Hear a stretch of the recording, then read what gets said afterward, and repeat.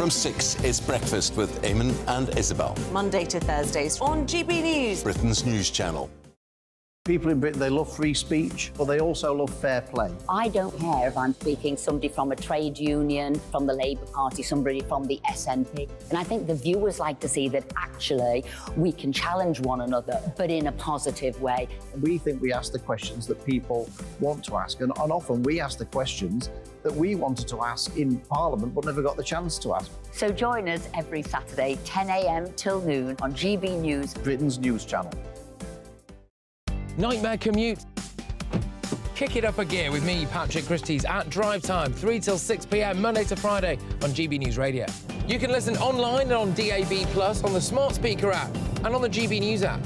And if you've got an Alexa, all you have to say is, Alexa, play GB News. We're also on TuneIn and the Radio Player apps. From the school run to rush hour, get revved up with me, Patrick Christie's, on GB News and GB News Radio. Westminster is going around in ever-decreasing circles, followed by the media. Britain is broken. How on earth did we get into this mess? But more importantly, how do we get out of it? Join me at 7 p.m, Mondays to Thursdays on Farage, here on GB News. We will have open, rational debate. We've got to work out how Britain moves forward from this. Join us here on GB News, the People's Channel. Britain is watching. Join us every night on GB News at 11 p.m. for Headliners, which is 3 top comedians going through the next day's news stories, which is exactly what you need, because when the establishment has gone crazy, you need some craziness to make sense of it. Headliners. You don't have to bother reading the newspaper. We've got it covered for you. Every night at 11 p.m. and repeated every morning at 5 a.m. We won't send you to sleep like some of the other paper review shows out there. So join us 11 p.m. every night on GB News. The People's Channel, Britain's news channel.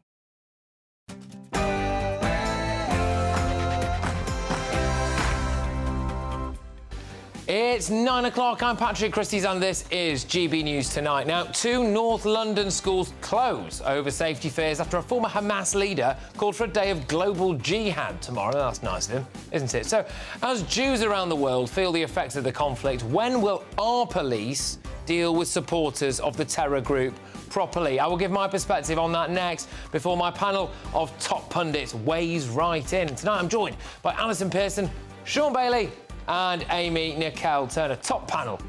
Plus, as 4 top barristers accuse the BBC of taking sides, is it right to report the corporation to Ofcom or not for not calling Hamas terrorists? The Beeb's former chief political correspondent John Sargent is going to go head-to-head with Jewish National Assembly chairman Gary Mond. You're not going to want to miss that. And I will ask Lady Colin Campbell and Phil Dampier if the royal family were right to speak out on the politically charged conflict. They're live in the next hour, but also on the way, former Prisons Minister Anne Widdecombe slams the outrageous decision to put a pause on the jailing of rapists and burglars. Have we given up on lawless Britain? Widdy weighs in.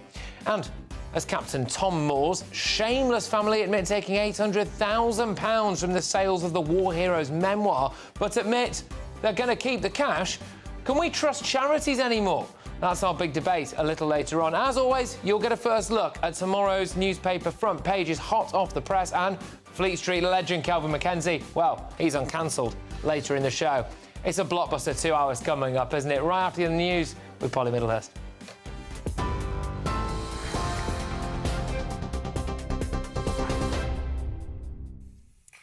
Patrick, thank you. Well, the developing news tonight is that the UK is now sending spy planes and 2 Royal Navy ships to the eastern Mediterranean in new plans to support Israel. The aircraft will begin patrols tomorrow to track threats to regional stability, such as the transfer of weapons to terrorist groups. Prime Minister Rishi Sunak says the military support would prevent further escalation. The British Armed Forces will be on standby to deliver practical support to Israel and partners in the region and offer deterrence and reassurance. Well, the government's also been organising flights for British nationals still in Israel that want to come back, with the first due to leave Tel Aviv later on this evening. The Foreign Secretary, James Cleverly, urging British citizens who want to get out to register their presence. Those eligible have been told not to go to airports unless instructed to do so. Meanwhile, the Palestinian president has condemned violence against civilians.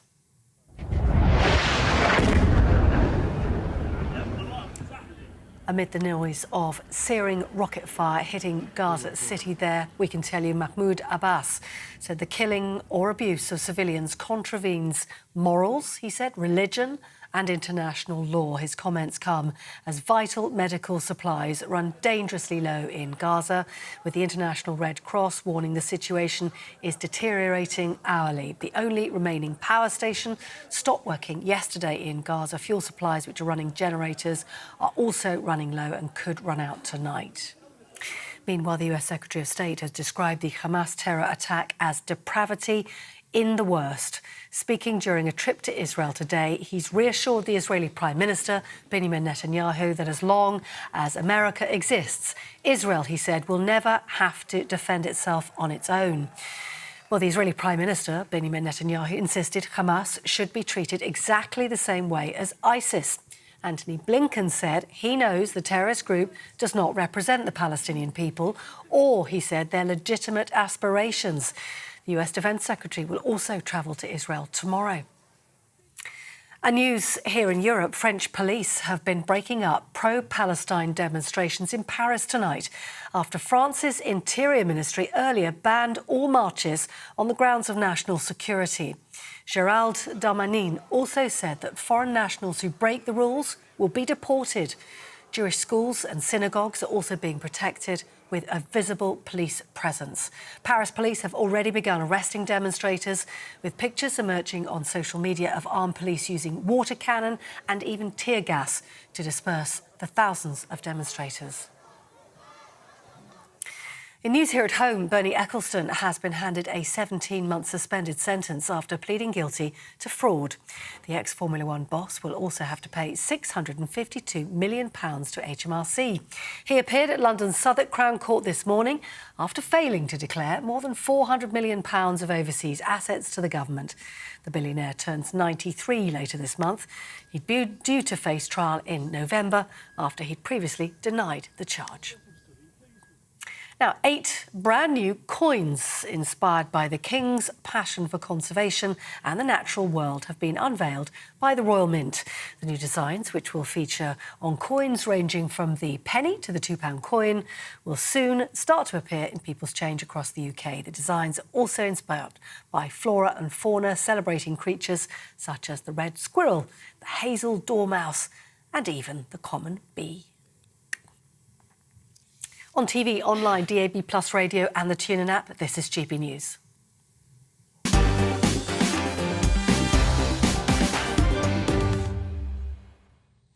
Our police force and Home Office need to man up, arrest and, if necessary, deport anybody who is coming out in favour of Hamas. Tomorrow there are calls for an international day of jihad, believe it or not. Jewish schools in our country have been forced to close their doors. Now, bear in mind that we already have permanent security outside synagogues and Jewish schools. Why is that? Oh yeah, it's because of lunatic elements of Islamism, isn't it? Again, I mean, usually is, unfortunately. There are some sick people in this country, OK? So check this out. Here's some footage of posters that were put up of missing Jewish children. And just look at their little faces there on some of those posters. Now look at this, OK? We've got a clip here of what went on after those posters went up.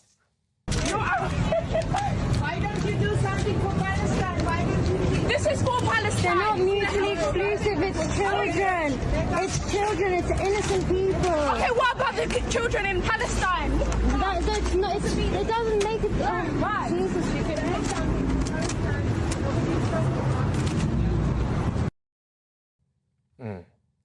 This is for Palestine, they say. What a disgusting human being she is. What kind of deranged, vile individual tears down posters of missing Jewish children like that? Now, there are a lot of videos like this on social media. In fact, here's another one. There we are.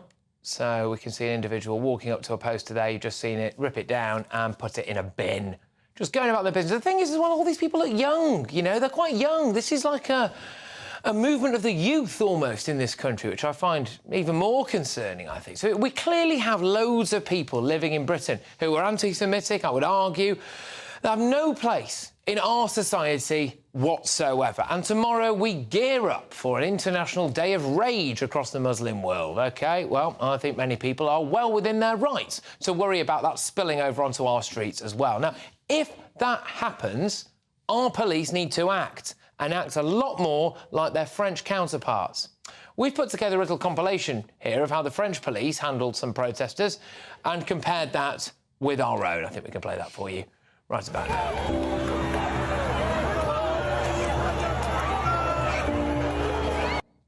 Yeah, as you can see, that's the French police. They've got the water cannons out. Prior to this protest, which was a pro-Hamas protest, they'd issued a statement saying, we're going to ban it. Now, here's the English police getting shouted at by a baying mob as they walk through. Yeah, there we go. Big difference, isn't there? Good grief, big difference. Oh, there we are. Someone's squaring up to them. Yeah, not really doing much about it. Just let the crowds rock and roll. Yeah. I know. Look, we've seen massive protests before, like outside Batley Grammar School. Do you remember that one? Where a teacher showed a picture of the Prophet Muhammad to some kids and there were calls for him to be murdered. He is still actually, as far as I'm aware, under police protection, quite possibly with a new identity and having moved city. I do have some real sympathy for those of us who wonder, why is it that people with these kind of views don't just live in a Muslim country? A country that operates under the religious laws that they clearly want everybody else to abide by. I'm just going to play this clip again now of this lady tearing down photographs of missing Jewish children. Why don't you do something for Palestine? Why don't you... This is for Palestine. They're not mutually exclusive. It's children. It's children. It's innocent people. Okay, what about the children in Palestine? That's not. It doesn't make it. Why? Jesus.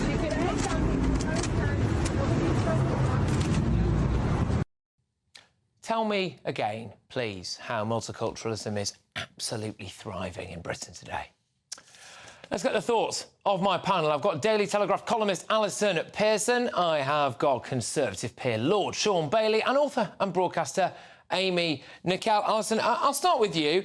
I am massively concerned what's possibly going to happen tomorrow and the fact that we clearly have a load of people in this country who, frankly, would rather it be an Islamist nation, I think. Well, Patrick, I'm sure all the viewers were really shocked, as I was, by that.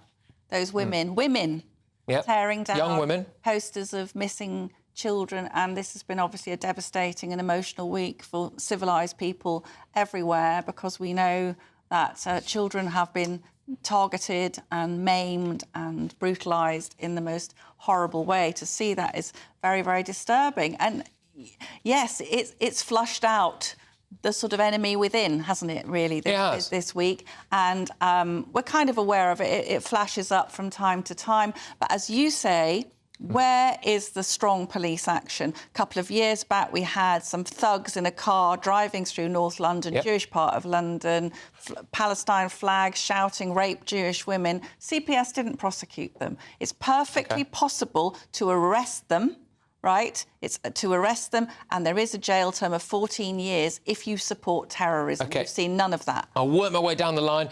Lord Bailey, I'll go to you now. So the French police have said, we'll arrest you, we'll fire water cannons at you, or we might even deport you if you continue to take part in these kind of protests. Would you back that kind of action here? There's no doubt that the French police have taken a much more robust stance against these things. We in this country talk about free speech. This is the ugly side of free speech. But what's interesting is this isn't just about this protest. The police have been leaning back on protests, particularly where they feel like they're going to get tried in the press. So if you're Extinction Rebellion, you can do as you please. If you're somebody else, you probably can't. And I think what the police need to do now is treat everybody the same. The important thing to bear out here is Hamas in this country is an illegal terrorist, sanctioned terrorist group. So therefore, a protest to support them should be dealt with in a slightly different way. Amy Nicol Turner, would you back that? I think it's really important that we don't conflate support for Hamas with support for Palestine. They are entirely separate entities. And that's... No, they're not separate, but... The civilians in Gaza suffering from what are now international war crimes already, because we've cut off the food, cut off the water, cut off the supplies. There are children, 50% of the population of the Gaza Strip are children under 18. They are not part of Hamas. They would not condone the actions of Hamas. They're civilians caught up in this in the same way there were civilians caught up in what happened in Israel. OK. What should we... I'm sorry, that's not true. I'm sorry, that's not true. The civilians caught up in Israel were attacked. That's very different. The civilians in Hamas, in Palestine, are suffering from actions that Hamas have taken. There's a very, very clear distinction there. Both are innocent, no, that's a and huge, both are being attacked. No, that's not correct.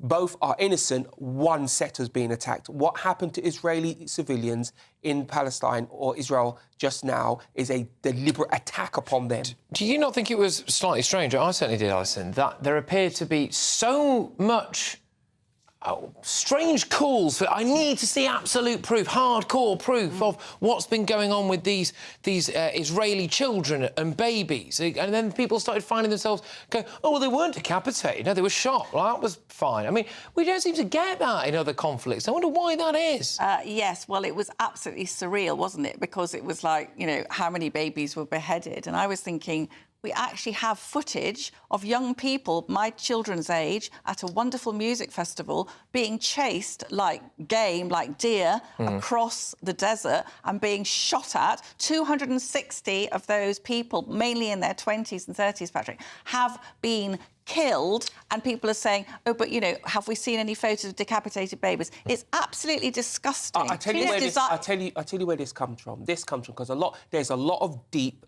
really long-held hate here. Yeah. But a lot of people have joined in along the way and don't actually know... It's become like a football match. Yeah, but they don't actually know the history. They've effectively supported a team and they don't know what that team is capable of. That team has now done something and they have to justify their support for it, and these videos are making that difficult for them. Amy, can I just put this to you, which is that we don't have a load of security outside mosques or Muslim schools. We do have a lot of security outside synagogues and Jewish schools. And does that not imply something? I think that this is veering into the temptation, especially when Alison said enemy within, to knee-jerk some Islamophobia, which we saw straight after 9/11, and that endangers 2 billion very peaceful Muslim We people. have suffered absolutely monstrous attacks from Muslim extremists in our country, not just the July 7 bombings in which a friend of mine was nearly killed, but the Ariana Grande concert in Manchester. And every time these things happen, Amy, what happens is the authorities, they try to play it down. They are desperate not to draw attention to the fact that there is a section, admittedly a subsection of society, which loathes our way of life, and we are letting in thousands of undocumented migrants every year from the Middle East. My husband had a friend who was at the Psytrance Festival. It's a very specific genre of music. Yes. So it attracts a very specific crowd. And a lot of the people there are absolutely, well, it goes without saying, shaken by what happened, disgusted. But they can also see the what's going on in Palestine. OK. But the thing... And the way that most Israelis want a harsh action now to wipe out Hamas. There's absolutely two things. Dominant majority. There's two things here. It's clear that this is not the Muslim world. There is more to the Muslim world than Hamas. Yeah. What needs to happen then is the Muslim world needs to condemn Hamas unequivocally. If Hamas isn't cordoned off politically, it will look like the Muslim world supports Hamas, and that is a situation for the Muslim world to deal with, and nobody else. I agree with you. I agree with you. You know, Egypt aren't saying, you know, come everyone from Gaza come in here, are they? Why not? You know, why is it that a lot of countries out there, a lot of Muslim countries out there, are not willing to accept a lot of the people who they claim to care so much about in Palestine? I think that is a fascinating thing, but we're out of time for this for now, but we'll be returning to a lot of this later on. Coming up, after an outrageous decision to put a pause on the jailing of rapists and burglars, have we given up on lawless Britain? Former Prisons Minister Anne Widdecombe weighs in on that very shortly. But up next in The Clash, as 4 top barristers accuse the BBC of taking sides, is it right to report the corporation to Ofcom for not calling Hamas terrorists? The Beeb's former chief political correspondent John Sargent goes head-to-head with Jewish National Assembly chairman Gary Mond. You're not going to want to miss that. Stay tuned.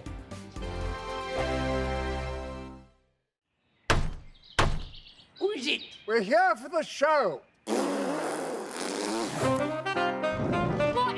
It's time! Welcome to the Dinosaur Hour. I was married to a therapist. And you survived? I thought we were getting Hugh Laurie. Second best. You interviewed Saddam Hussein. What's that like? I was terrified. I'm playing strip poker with these three. Oh! No, thank you. My CDs need to be put in alphabetical order. Are you going to be problematic again? The Dinosaur Hour. Sunday, the 29th of October at 9 on GB News. What you get for breakfast is something that, if we do our jobs right, you will wake up to news that you didn't know the night before. It's a conversation. It's not just me and Eamon. We want to get to know you, and we want you to get to know us. From 6, it's Breakfast with Eamon and Isabel. Monday to Thursdays on GB News. Britain's news channel. People in Britain, they love free speech, but they also love fair play. I don't care if I'm speaking somebody from a trade union, from the Labour Party, somebody from the SNP. And I think the viewers like to see that actually we can challenge one another, but in a positive way. We think we ask the questions that people want to ask, and often we ask the questions that we wanted to ask in Parliament but never got the chance to ask. So join us every Saturday, 10 a.m. till noon on GB News, Britain's news channel. Nightmare commute. Kick it up a gear with me, Patrick Christie's, at drive time, 3 till 6 p.m, Monday to Friday on GB News Radio. You can listen online and on DAB+, on the smart speaker app and on the GB News app. And if you've got an Alexa, all you have to say is, Alexa, play GB News. We're also on TuneIn and the Radio Player apps. From the school run to rush hour, get revved up with me, Patrick Christie's, on GB News and GB News Radio.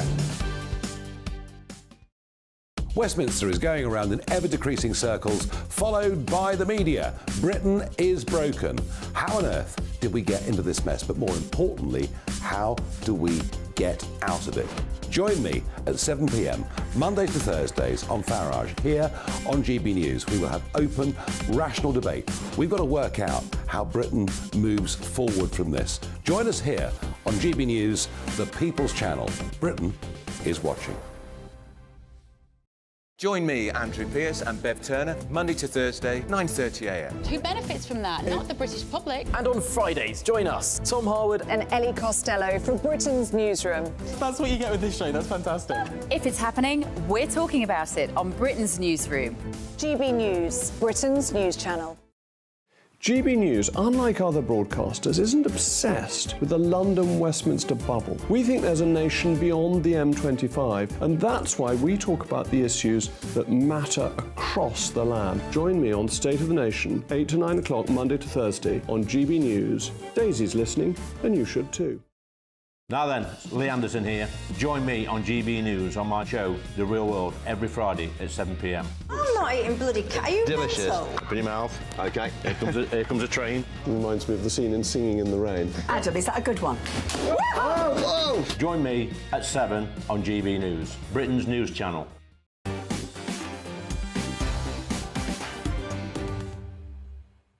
Well, former Conservative Minister Anne Widdecombe and my royal masterminds, Lady C and Phil Dampier, are coming up very shortly. But it's time now for The Clash.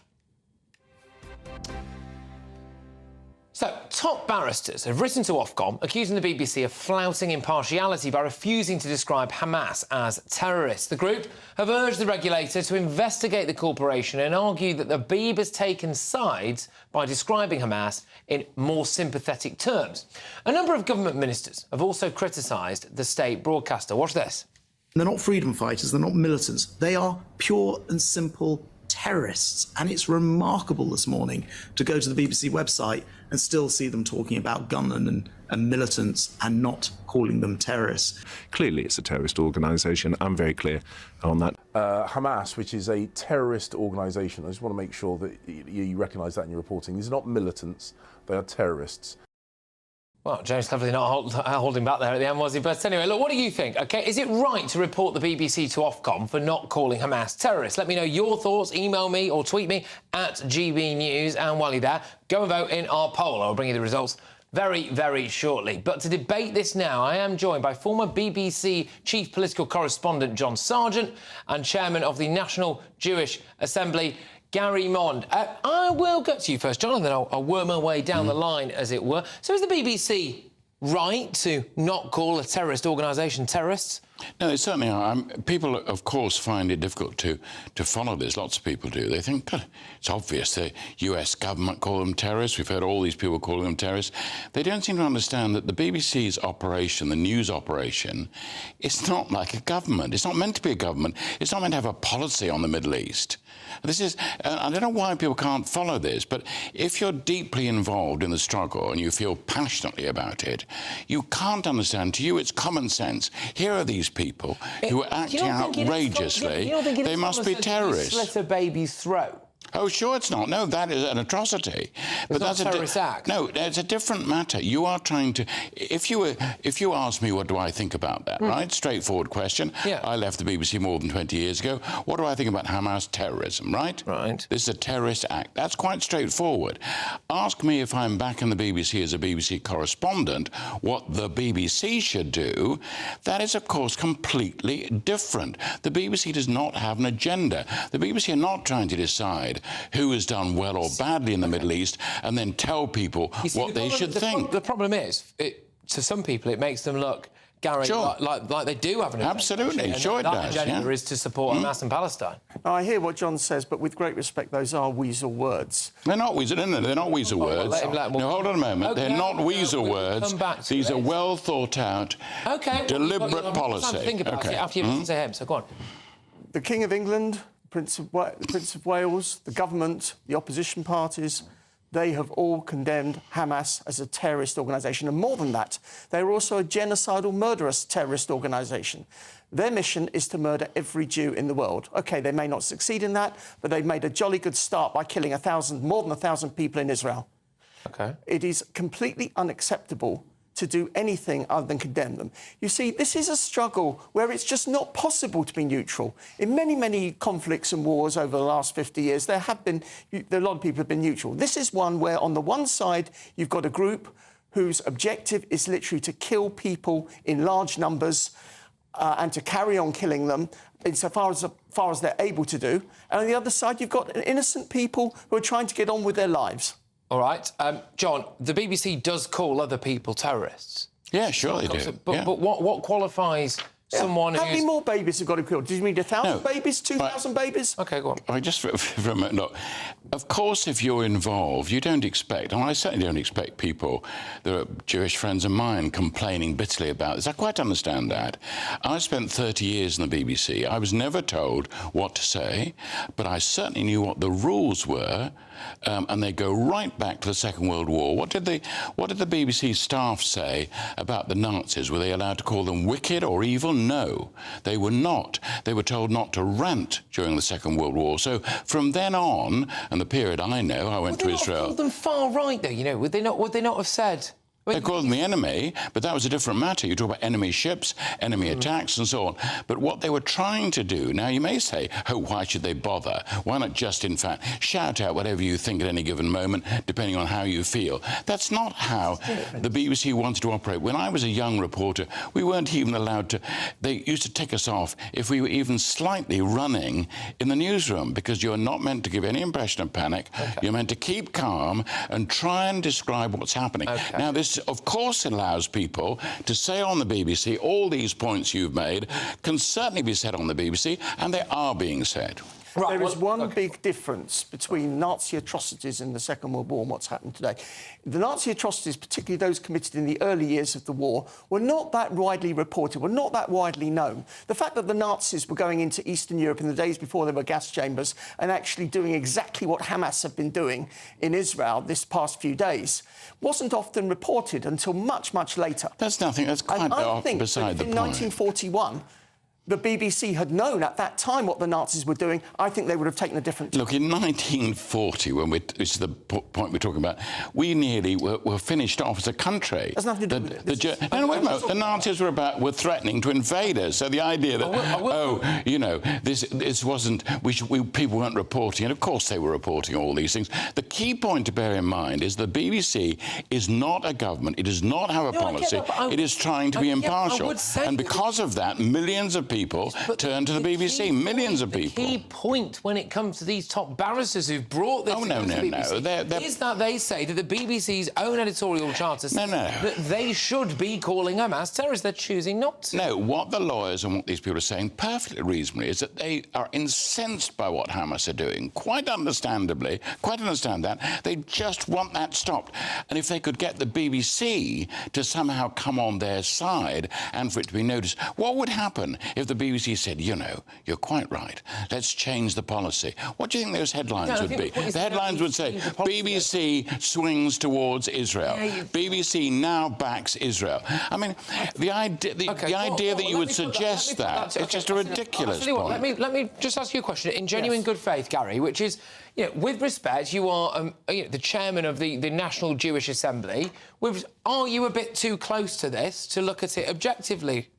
I can tell you what the Jewish community are thinking. Sure. Prior to the events of a few days ago, the Jewish community were considerably concerned about bias shown over many years by the BBC. What has happened is there been a quantum leap in that level of concern to contempt and condemnation of the BBC because of the BBC's failure to call this out as terrorism and, more than that, genocidal terrorism, which is what it actually is. So it's the BBC's fault, not Hamas. Now, come along now. It's the BBC's fault for not calling a spade a spade. When you get a conflict of this sort, of course passions immediately rise. Look, I find some of this so upsetting, I don't even follow the developments. So you needn't tell me about how it's all sort of... It's just the Jewish community. We're all affected by this. These are very, very shocking events. Final word, Gary. Final word to you on this. My final word is I want to see the BBC change tack, and I want to see them call out this for genocidal terrorism, which is what it actually is. Look, chaps, it's called The Clash. It's called The Clash. That's The Clash. And I do thank you both for coming on and putting up very much both sides of that argument. Good luck to both of you. Of course, that was... well, it's fun. Let me just see who you agree with. Here we go. So, as 4 top barristers accuse the BBC of taking sides, is it right to report the corporation to Ofcom or not for calling Hamas terrorists? Gus on Twitter says this. This is a publicly funded broadcaster which has become far too used to dictating its opinion rather than reporting. They should have been investigated years ago, and this recent performance justifies that perspective. Nick on Twitter says this. Anything that holds the media to account is good news to me. If Ofcom see fit to open an investigation into the BBC over this, that we should let them get on with it. Can I just clarify, at the point I came to air, Ofcom had very much not seen fit to form an investigation into this. In fact, they've basically said it's up to each individual broadcaster to take any editorial line that they want. For what it's worth, I certainly am not sitting here. I think it would be suicide if I did, by the way, to call for more Ofcom regulation on anything. But Pat on Twitter says, it's plain and simple. The BBC are not fit to broadcast anymore. Gosh, they don't even know what a terrorist is. All right, well, your verdict is now in, so I'd ask you to take part in this Twitter poll. 87% of you agree that it's right to report the BBC to Ofcom for not calling Hamas terrorists. 13% of you say that is not. So those are the results that win. Look, chaps, thank you very much. Great to have you both on. It's a poll of your viewers. Of course, it is not, by any stretch of imagination, the most scientific poll. What I will say, though, is I think GB News viewers have their finger on the pulse of the nation more often maybe than some other viewers, so I will stand up for them there. But both of you take care. Now, coming up, were the royals right to break with protocol and condemn Hamas as terrorists? This is a big debate. It's the most political story, Israel-Palestine, really, isn't it? And the royals are supposed to stay out of politics. Well, I'm joined by my royal masterminds, Lady Colin Campbell and Phil Dampier. That's live, that's later, and we're going to get their expert analysis. Plus, then we'll react to the latest Sussex drama. But next, after an outrageous decision to put a pause on the jailing of rapists and burglars because prisons are full, have we given up on lawless Britain? Who better than former Prisons Minister Anne Widdecombe to join me live to discuss that in just a few short moments. Stay tuned. I think the most exciting bit for me is talking to ordinary people. People who I think are ignored often by the major news channels. We're going to give news they want to hear. There's a voice there that needs to be heard. I think there's a chance here for a diversity of opinion to be expressed, which you don't find elsewhere. It's really exciting. We don't hold back. We're free to say how decisions that are taken here Affect us all around the country. Only on GB News, the People's Channel, Britain's news channel. The Live Desk with me, Mark Longhurst. And me, Pip Thompson. It's here Monday to Friday on GB News. From midday, we'll bring you the news as it breaks, whenever it's happening and wherever it's happening, from across the UK and around the world. Refreshing, feisty, but with a bit of fun too. If it matters to you, we'll have it covered on TV, radio and online. Join the Live Desk on GB News, the People's Channel, Britain's news channel. So Jubes and Kerr, we tackle the issues of the day with real robust debate, both sides of the fence, battling it out with me in the middle with my forthright opinions and views. And often really interesting things happen because you start with a position and then by the end of the debate you find actually, well, I might not have thought about that one. What we need in this country is 2 new political parties. You should maybe think about doing a 2024 calendar. I'm Michelle Dewberry and I'm keeping you company right through until 7 o'clock this evening. GB News, the People's Channel, Britain's watching. Join us every night on GB News at 11 p.m. for Headliners, which is 3 top comedians going through the next day's news stories, which is exactly what you need, because when the establishment has gone crazy, you need some craziness to make sense of it. Headliners. You don't have to bother reading the newspaper. We've got it covered for you. Every night at 11 p.m. and repeated every morning at 5 a.m. We won't send you to sleep like some of the other paper review shows out there. So join us 11 p.m. every night on GB News. The People's Channel, Britain's news channel. Join me, Camilla Tominey, on Sunday mornings from 9:30, taking the politicians to task and breaking out of SW1 to see how their decisions are affecting you across the UK. Bursting the Westminster bubble every Sunday morning, only on GB News, the People's Channel. Britain's watching. Every Sunday from 11, join Michael Portillo. There'll be topical discussion, looking at the week before and the week to come. So kick back and relax at 11 a.m. on Sundays on GB News with me, Michael Portillo. GB News, the People's Channel, Britain's news channel. I'm Andrew Doyle. Join me at 7 o'clock every Sunday night for Free Speech Nation, the show where I tackle the week's biggest stories in politics and current affairs with the help of my 2 comedian panellists and a variety of special guests. Free Speech Nation, Sunday nights from 7 on GB News, the People's Channel, Britain's news channel. Nightmare commute. Kick it up a gear with me, Patrick Christie's, at drive time, 3 till 6 p.m, Monday to Friday on GB News Radio. You can listen online and on DAB+, on the smart speaker app, and on the GB News app. And if you've got an Alexa, all you have to say is, Alexa, play GB News. We're also on TuneIn and the Radio Player apps. From the school run to rush hour, get revved up with me, Patrick Christie's, on GB News and GB News Radio.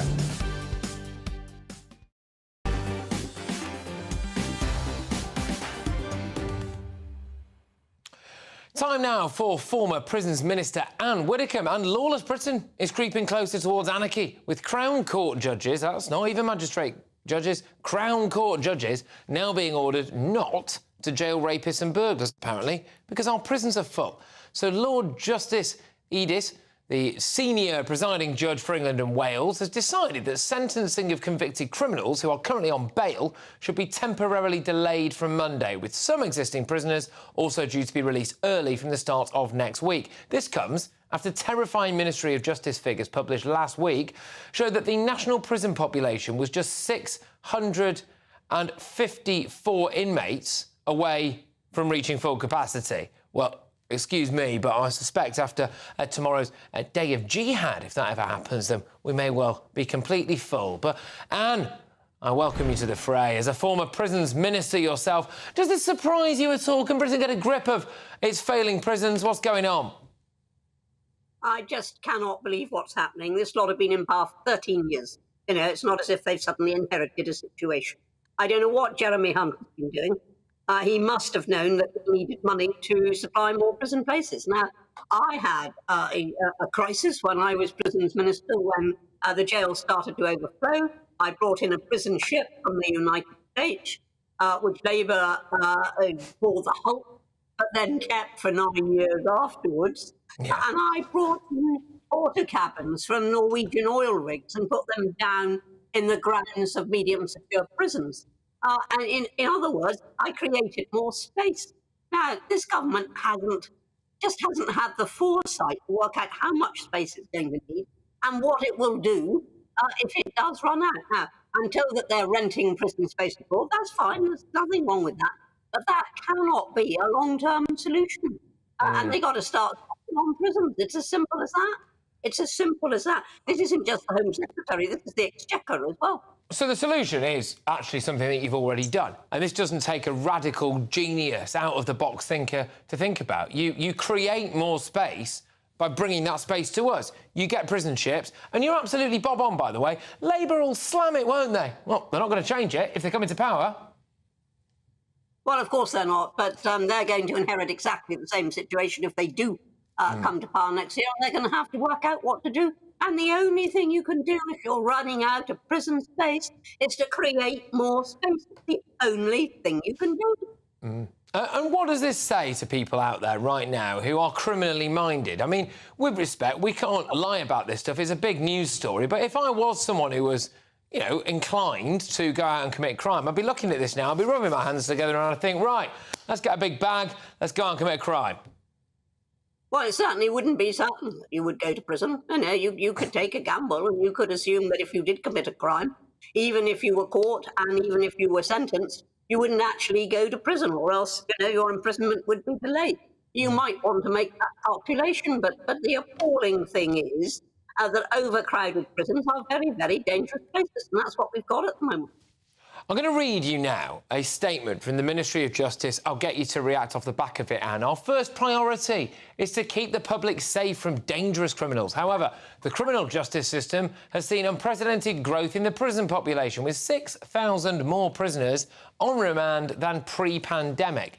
The prison service has already put in place measures to help manage these pressures, and the government is carrying out the biggest prison building campaign since the Victorian era to build 20,000 new places, making sure we always have the places we need. And what do you make of that? Well, jam tomorrow, isn't it? You know, we're going to create 20,000 new places. What have they been doing for the last 13 years? What have they been doing? We've seen the prison population rising. This isn't something sudden and unexpected. We've seen it rising, and yet nothing has been done except promises. So, yes, we'll have 20,000 more places at some point in the future. What use is that now?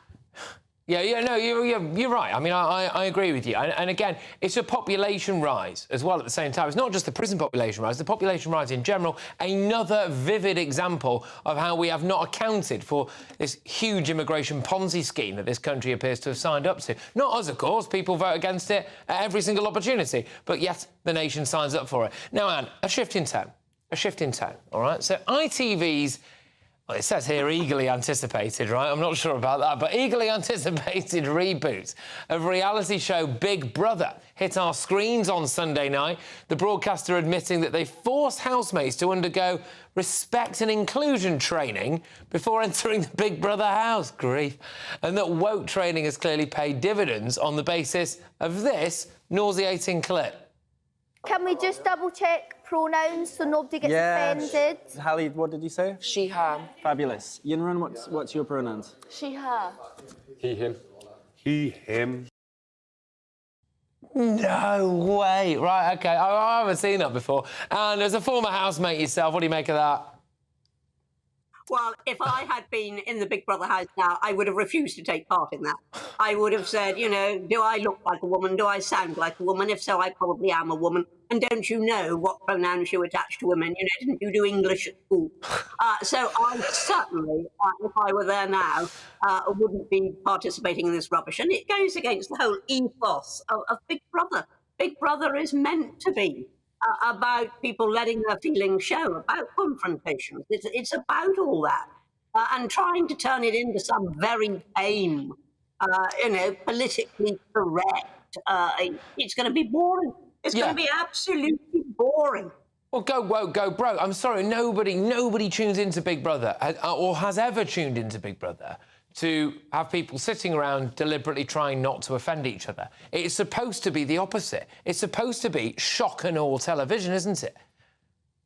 Well, it's supposed to be, yes. And the theory is, you know, you take a group of people, you take away all their books, you take away all their pens and pencils, they've only got each other to rely on. And you look at the interaction. Well, if the interaction is going to be, oh, please do call me she-her, I can't see people staying tuned in for very long. They need to parachute you in, Anne. They need to parachute you in, get our house shaken up, I'm telling you. Okay, Anne, thank you very much. Always an absolute delight. You take care, OK? Anne Widdecombe, thank you very, very much. Now, coming up, as Captain Tom Moore's shameless family admit taking £800,000 from the sales of the War Heroes memoir, but say they're going to keep the cash.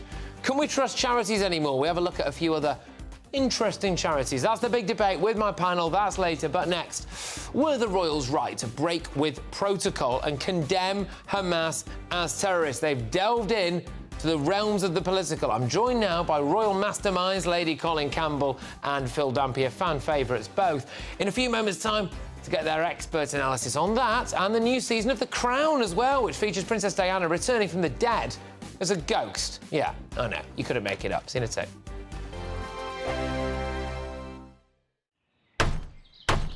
Who is it? We're here for the show. More energy this time! Welcome to the Dinosaur Hour. I was married to a therapist. And you survived? I thought we were getting Hugh Laurie. Second best. You interviewed Saddam Hussein. What's that like? I was terrified. I'm playing strip poker with these three. Ah! No, thank you. My CDs need to be put in alphabetical order. Are you going to be problematic again? The Dinosaur Hour. Sunday, the 29th of October at 9 on GB News. Join me, Andrew Pearce and Bev Turner, Monday to Thursday, 9:30 a.m. Who benefits from that? Not the British public. And on Fridays, join us, Tom Harwood And Ellie Costello from Britain's Newsroom. That's what you get with this show. That's fantastic. If it's happening, we're talking about it on Britain's Newsroom. GB News, Britain's news channel. Now then, Lee Anderson here. Join me on GB News on my show, The Real World, every Friday at 7 p.m. I'm not eating bloody cat. Are you Delicious. mental? Open your mouth. OK. Here comes a train. Reminds me of the scene in Singing in the Rain. Adam, is that a good one? Whoa! Join me at 7 on GB News, Britain's news channel. GB News, unlike other broadcasters, isn't obsessed with the London-Westminster bubble. We think there's a nation beyond the M25, and that's why we talk about the issues that matter across the land. Join me on State of the Nation, 8 to 9 o'clock, Monday to Thursday, on GB News. Daisy's listening, and you should too. Join me, Patrick Christie's, Monday to Friday, 3 till 6. We tackle the day's news agenda like you've never seen before. It's high tempo, high octane, the most controversial topics and the best guests. You will not be able to take your eyes and ears off it. I'm not afraid to ask the questions that you really want answered. 3 till 6 p.m, Monday to Friday on GB News, the People's Channel, Britain's news channel. Join us every night on GB News at 11 p.m. for Headliners, which is 3 top comedians going through the next day's news stories, which is exactly what you need, because when the establishment has gone crazy, you need some craziness to make sense of it. So join us 11 p.m. every night on GB News, the People's Channel, Britain's news channel. What you get for breakfast is something that, if we do our jobs right, you will wake up to news that you didn't know the night before. It's a conversation. It's not just me and Eamon. We want to get to know you, and we want you to get to know us. From 6, it's Breakfast with Eamon and Isabel. Monday to Thursdays on GB News, Britain's news channel. I'm Andrew Doyle. Join me at 7 o'clock every Sunday night for Free Speech Nation, the show where I tackle the week's biggest stories in politics and current affairs with the help of my 2 comedian panellists and a variety of special guests. Free Speech Nation, Sunday nights from 7 on GB News, the People's Channel, Britain's news channel.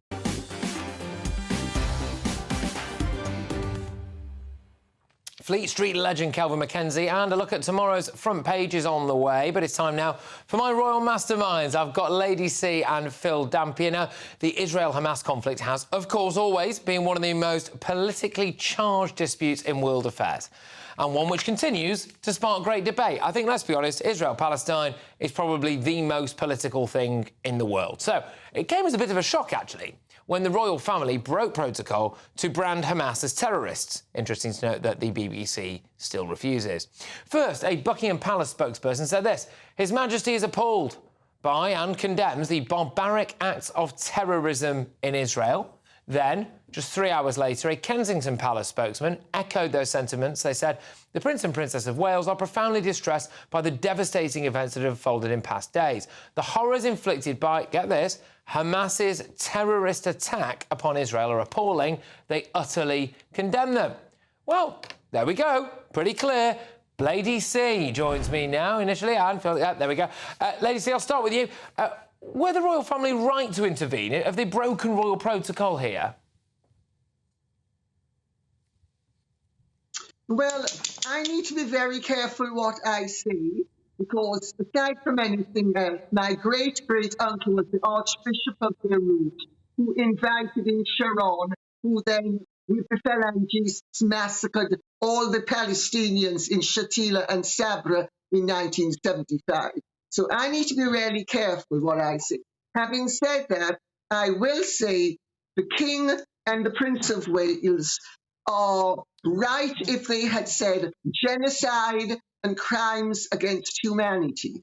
But I think to use the word terrorist is a little bit over-egging the pudding in terms of impartiality. Although, of course, if you consider that Menachem Begin, who was the 6th Prime Minister of Israel, was regarded as a terrorist and was, in fact, the founder with others of the Irgun gang, which ultimately also assassinated Lord Moyne.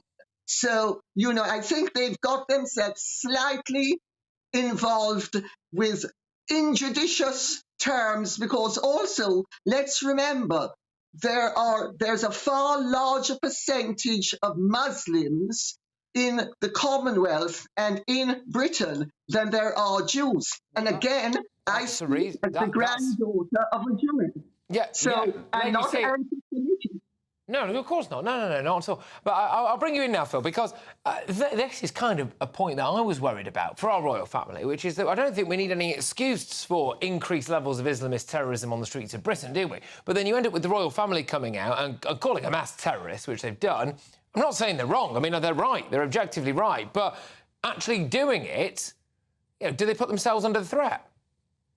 Yeah, good evening, Patrick. It's a very, very tricky one, this, isn't it? I mean, it's totally understandable that they want to condemn Hamas and call them terrorists like any probably sane person, but it is a problem, this. It is straying into politics, and my worry is that when we start to get the probably inevitable ground attack by Israel and we start to get pictures of civilian casualties, are they going to comment on that? We're then going to sort of start to get a sort of running commentary, aren't we? And it's going to cause a great deal of problems. I mean, I think the late Queen would probably have made a much more sort of anodyne statement along the lines of, I'm praying for peace in the Middle East, and left it at that. A very difficult position to know what to say next. So, yeah, watch this space. But it's a tricky balancing act, this one. Yeah, I'm just going to whiz us on now, because Harry and Meghan released a belated statement of their own condemning the attacks in Israel. So it was hours after Kate and William did it, with a lot of focus on what they are doing rather than the victims. So a post on their Archwell website titled With Heavy Hearts read, at the Archwell Foundation, with Prince Harry and Meghan, the Duke and Duchess of Sussex, we stand against all acts of terrorism and brutality. We are supporting our partners and organisations on the front lines in Israel to provide the urgent aid needed and to help all innocent victims of this unconscionable level of human suffering. Lady C, are the couple still using tragedies to publicise themselves, do you think? Self-promoting jerks who don't know their place. Prince William and the King have official positions in the state, and they are obliged to make some comment. Harry and Meghan should be making no comment whatsoever, because the fact of the matter is Princess Anne isn't making a comment. Prince Edward isn't making a comment. It's not for the royals to make comment. It's a comment. It's for the representatives of the state to make comment. And they have completely forgotten how unimportant they are, and they need to remember their place and get back into their corner. Phil, Harry and Meghan need to remember their place and get back into their corner. Well, I think Lady C's right. They don't represent anyone, do they? I mean, they're just. I've lost all sound.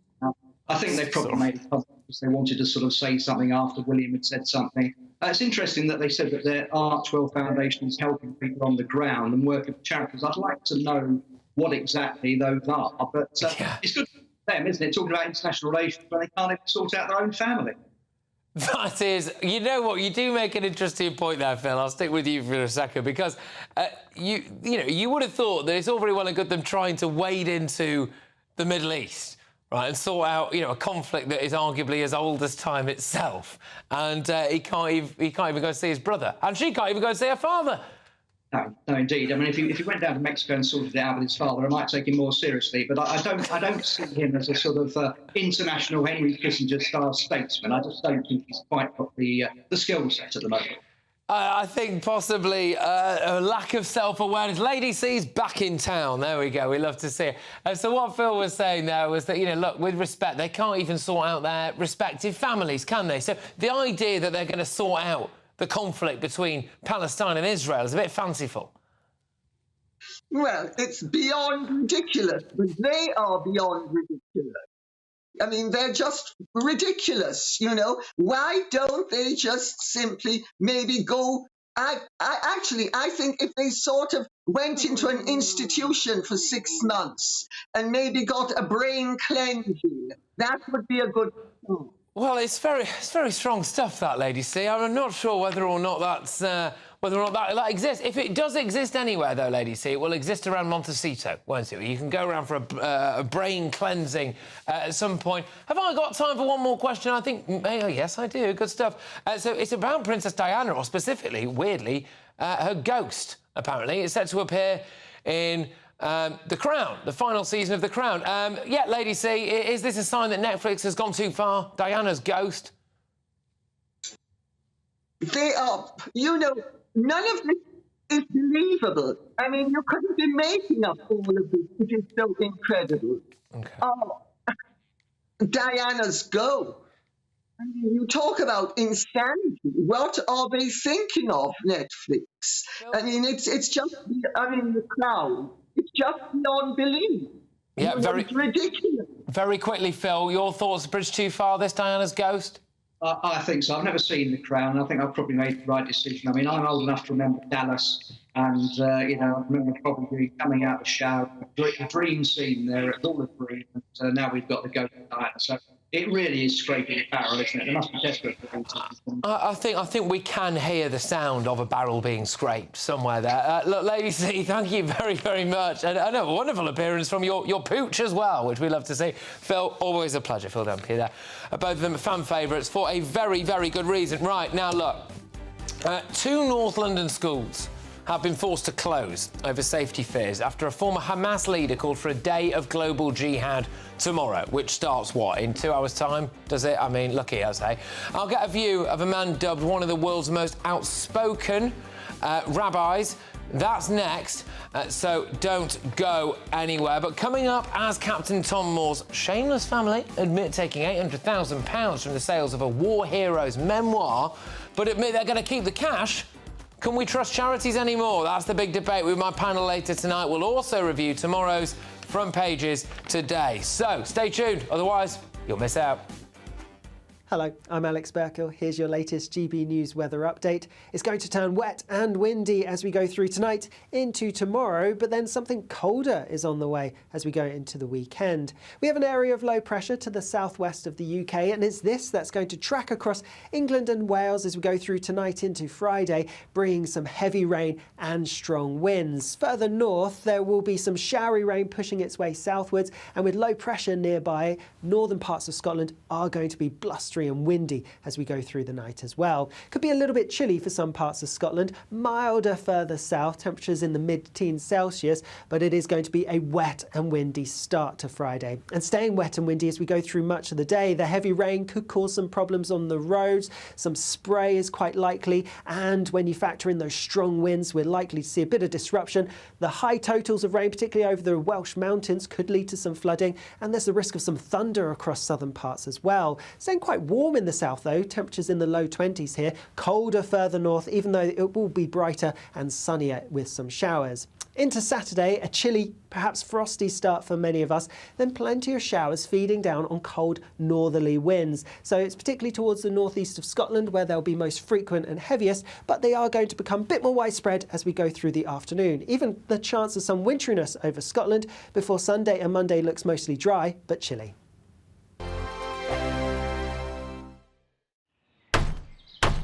Who is it? We're here for the show. More energy this time! Welcome to the Dinosaur Hour. I was married to a therapist. And you survived? I thought we were getting Hugh Laurie. Second best. You interviewed Saddam Hussein. What's that like? I was terrified. I'm playing strip poker with these three. Oh! No, thank you. My CDs need to be put in alphabetical order. Are you going to be problematic again? The Dinosaur Hour. Sunday, the 29th of October at 9 on GB News. What you get for breakfast is something that, if we do our jobs right, you will wake up to news that you didn't know the night before. It's a conversation. It's not just me and Eamon. We want to get to know you, and we want you to get to know us. From 6, it's Breakfast with Eamon and Isabel. Monday to Thursdays on GB News. Britain's news channel. People in Britain, they love free speech, but they also love fair play. I don't care if I'm speaking somebody from a trade union, from the Labour Party, somebody from the SNP. And I think the viewers like to see that actually we can challenge one another, but in a positive way. We think we ask the questions that people want to ask, and often we ask the questions that we wanted to ask in Parliament but never got the chance to ask. So join us every Saturday, 10 a.m. till noon on GB News, Britain's news channel. Nightmare commute. Kick it up a gear with me, Patrick Christie's at Drive Time, 3 till 6 p.m, Monday to Friday on GB News Radio. You can listen online and on DAB+, on the smart speaker app and on the GB News app. And if you've got an Alexa, all you have to say is, Alexa, play GB News. We're also on TuneIn and the Radio Player apps. From the school run to rush hour, get revved up with me, Patrick Christie's, on GB News and GB News Radio.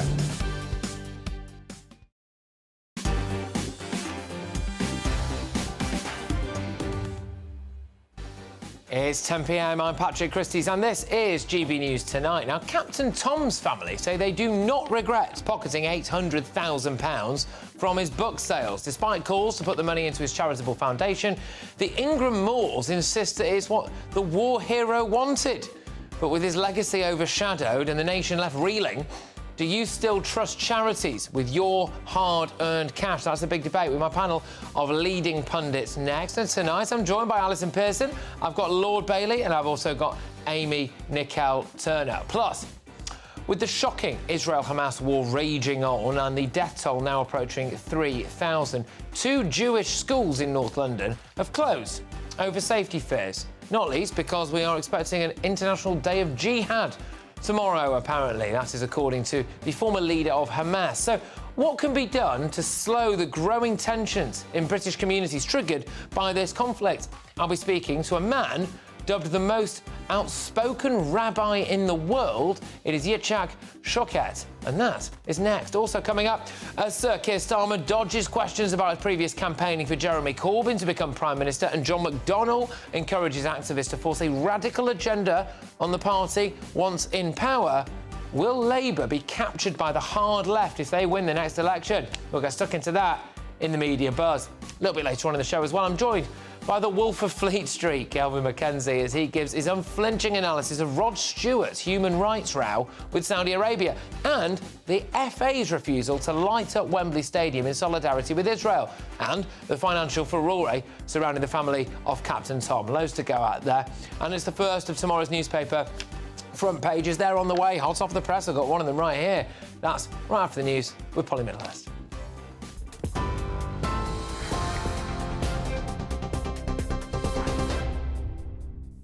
Patrick, good evening. The main story tonight is that the UK is sending spy planes, surveillance aircraft and 2 Royal Navy ships to the Eastern Mediterranean in new plans for the UK to support Israel.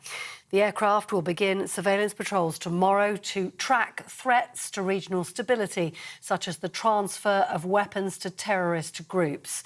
The Prime Minister, Rishi Sunak, says the military would support people in the region and prevent a further escalation of the conflict. Well, the British Armed Forces will be on standby. Number 10 saying to deliver practical support to Israel and partners in the region and offer deterrence and reassurance. Well, at the same time, the government's organising flights for British nationals still in Israel, the first due to leave Tel Aviv today. The Foreign Secretary James cleverly urging British citizens who want to get out of the country to register their presence. Those eligible have been told not to go to airports, yes, unless they're told to do so. Now, the Palestinian president has today condemned violence against civilians.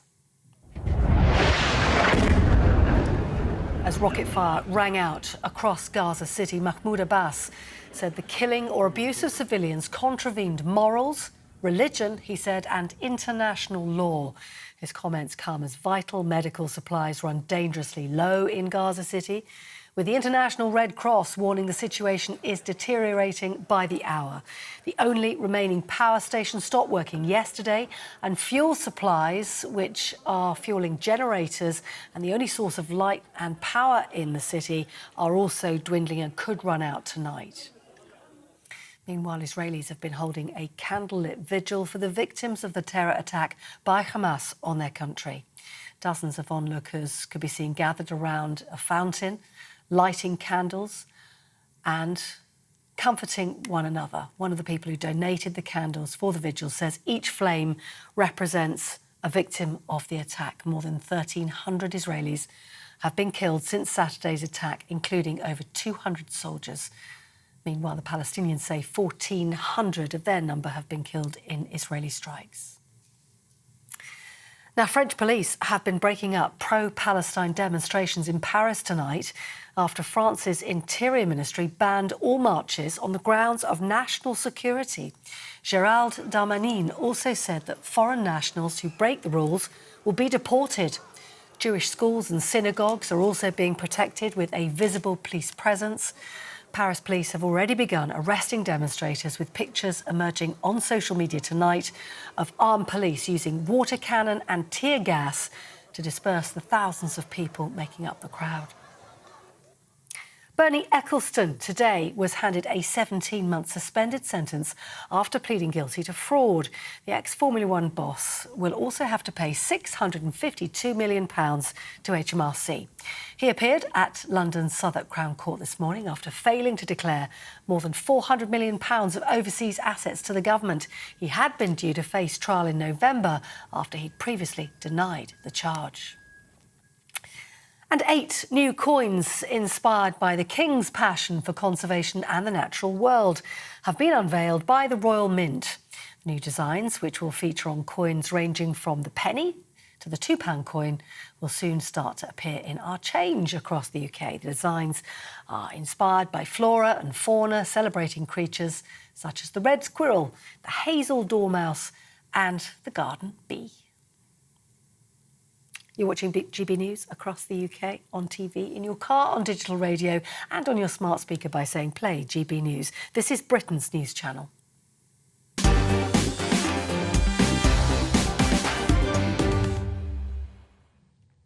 Welcome back. Let's kick off with the very first look at the front pages, hot off the press, and to a shocking story now. Yep, that's right. It's on the Metro. F1, Bernie. I pulled a fast one. Look, this is one of the big stories. I would argue there are some bigger ones out there. But, yes, Bernie Ecclestone, 92 years old, admits £400 million fraud. But judge spares him jail over his frail health. OK, the billionaire ex-Formula One boss Bernie Ecclestone swerved jail by pleading guilty to a £400 million fraud. Guess this, right? He's got to hand in 652 million quid in tax. I've got to be honest with you, I'd have taken the jail time. But there we go. Maybe that says more about me than it does Bernie, who was seen walking out of court for what it's worth. To a shocking story now, though. And 2 North London Jewish schools have told parents that they are closing their doors until Monday out of safety concerns for their children. The primary schools have both informed parents about the decision that was made in the interest of the safety of our precious children. This comes after a former Hamas chief called for protests to take place across the world on Friday in support of Palestinians. They called it a day of jihad, OK? Well, look, to discuss this now, I'm joined by Mill Hill Synagogue Rabbi Rabbi Shochet. Thank you very, very much. It's great to have you on the show. Are they right, do you think, to close these primary schools in light of what we're possibly anticipating to be a day of global jihad? Let's just say the following. We're reeling from everything that's transpired over these past several days. What has happened by these wretched terrorists affects all Jewish people all over the world, and Jewish people all over the world are hurting and are deeply wounded emotionally, if not physically.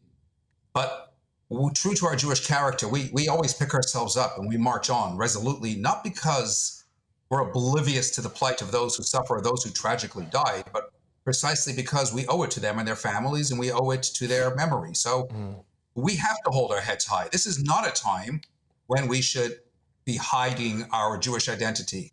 I personally think that unless there has been very specific police directive, which I do not believe that is the case, it's wrong. It's wrong when schools close. It's wrong when the schools tell their kids, don't wear your yarmulkes on the streets that you might otherwise do.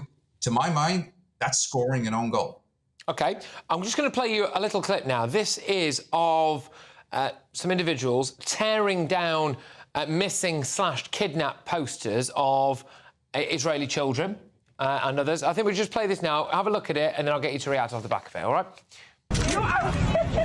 Why don't you do something for Palestine? Why don't you... This is for Palestine. They're not mutually exclusive. It's children. It's children. It's innocent people. Okay, what about the children in Palestine? That's not... it doesn't make it... Why? Jesus. What do you make of that, Rabbi?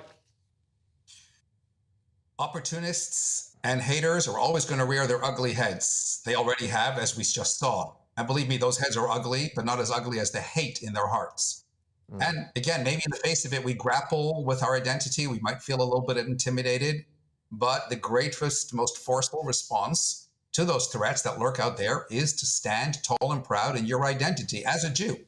Because it's only when you hold your head high and you respect yourself and you believe in who you are and what you represent that the world will take notice. We have to summon the courage. We have to speak truth with dignity and conviction, because when we do, those who are honest enough in the world will listen. I suppose maybe it comes down to faith in the police as well, because I hear you. You would hope, we would all hope, wouldn't we, that we could all walk the streets and that if anything bad happened, the police would be there, they could either prevent it from happening or they would react to it immediately. Big difference, though, world of difference between the way that the French police have handled protests there today. They preemptively said any protest will be deemed to be against the law as a breach of the peace, and then they whacked out the water cannons quite quickly, actually. In fact, we can see a bit of this now, actually. So this was in France earlier, this was in Paris. You've got the kind of smoke, I don't know whether it's tear gas or whatever it is, but the smoke grenades and the water cannons came out. They're dispersing the crowds. Unfortunately, here in Britain, we do see a different police response all too often, Rabbi, I think, which appears to be one of tolerance and quietly standing back and letting people shout and do some, you know, pretty bad things. Well, do you have faith in the British police? Do you want to see more of what we're getting here from our French counterparts? I think there's 2 points that have to be taken into consideration. The first is that the Jewish community here in the UK is very fortunate that it has an organization called the CST, which provides security and services to the Jewish community. They liaise very closely with government, with police, etc. Every synagogue, for the 30 years that I've been here, has CST security on its doorstep every single Saturday when we are in attendance at services. And at times like now, or the other night when we had a particularly large solidarity event with Israel, we had a very, very well-structured setup with all of the CST security around our synagogue. It's made up of a lot of volunteers, but they're very well-trained, etc. And again, as I say, they liaise continuously with the police. That said, there are protests that happen on the streets, pro-Palestinian protests.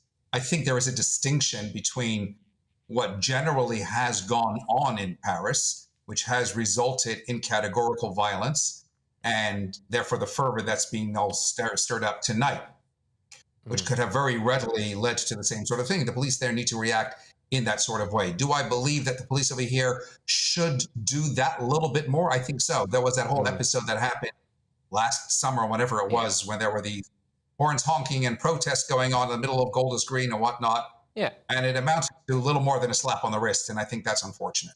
Yeah, look, can I just say thank you very much for coming on? Really appreciate it, especially at this hour and no doubt with everything that's going on as well in your community at the moment. So we really do appreciate it. And take care as well. Good luck.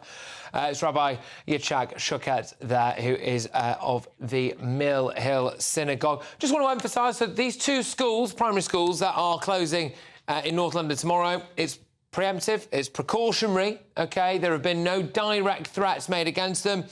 It is in the face of the fact that clearly there have been numerous issues. It's an ongoing conflict in Israel and Palestine. And the former leader of Hamas has called for some kind of global day of jihad. So they have decided to take that precautionary measure. But my panel are here. They're going to react to what we just heard there. I've got Daily Telegraph columnist Alison Pearson. I've got Conservative peer Lord Sean Bailey. I've got author and broadcaster Amy Nickel. Michael Turner, sorry, there you go.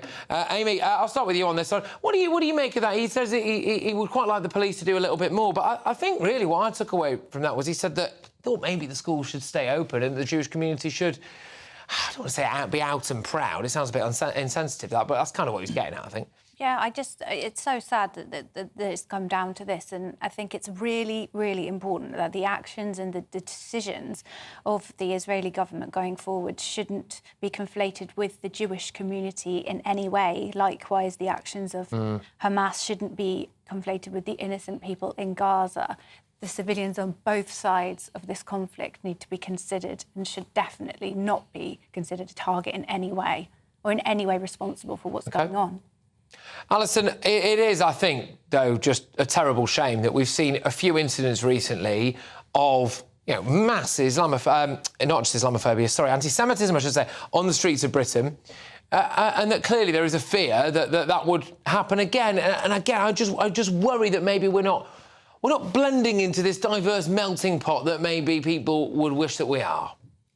Well, I don't think diversity is our strength at the moment, is it? I think it's the wrong call. I respect that parents are frightened and protective of their children, but I think it's a slippery slope. If you start closing schools in response to potential threats, and then you're allowing a Muslim minority to boss you around. That's essentially what's happening. We're seeing it happening in other areas. We're seeing the FA refusing to put up the Israel colours on the Wembley Arch, which they've done for France, Belgium, Turkey, LGBTQ protests before going to Qatar for the World Cup.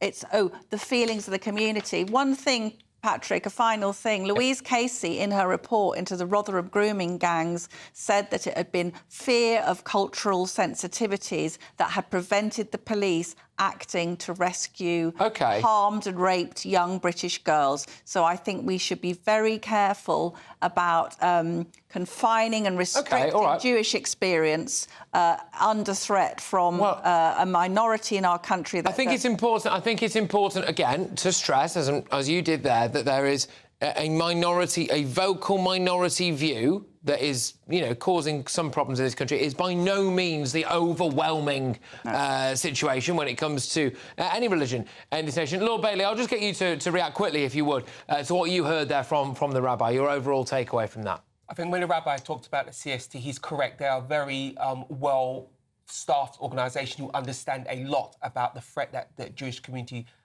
is under. But what I will say this, if you're at home, right, and you're Jewish and you've seen these horrific pictures from Israel and you've seen that they've targeted young people and they've targeted women, would you send your child to school? This is it. So when that school said we're going to close up, I wonder if they closed up with the blessing of parents who weren't going to send their children in anyway. Remember, the Jewish community are very used to being attacked, unfortunately, and they will think, I'm not risking my 3 or 4 or 5-year-old when there is a massive rise in anti-Semitic crime, as there always is in situations like this. There's been about a 400% rise, by the way, exactly. since Hamas got involved. I could really see how a school would think, look, these children are just too young to take this this risk at this time. I just think, how bleak is it, my final word on this, how bleak is it that in this country at the moment it is deemed that children could be a legitimate target for some form of hatred. I'm just going to leave that there because that makes me incredibly angry. Look, panel, thank you very much, as ever. Coming up,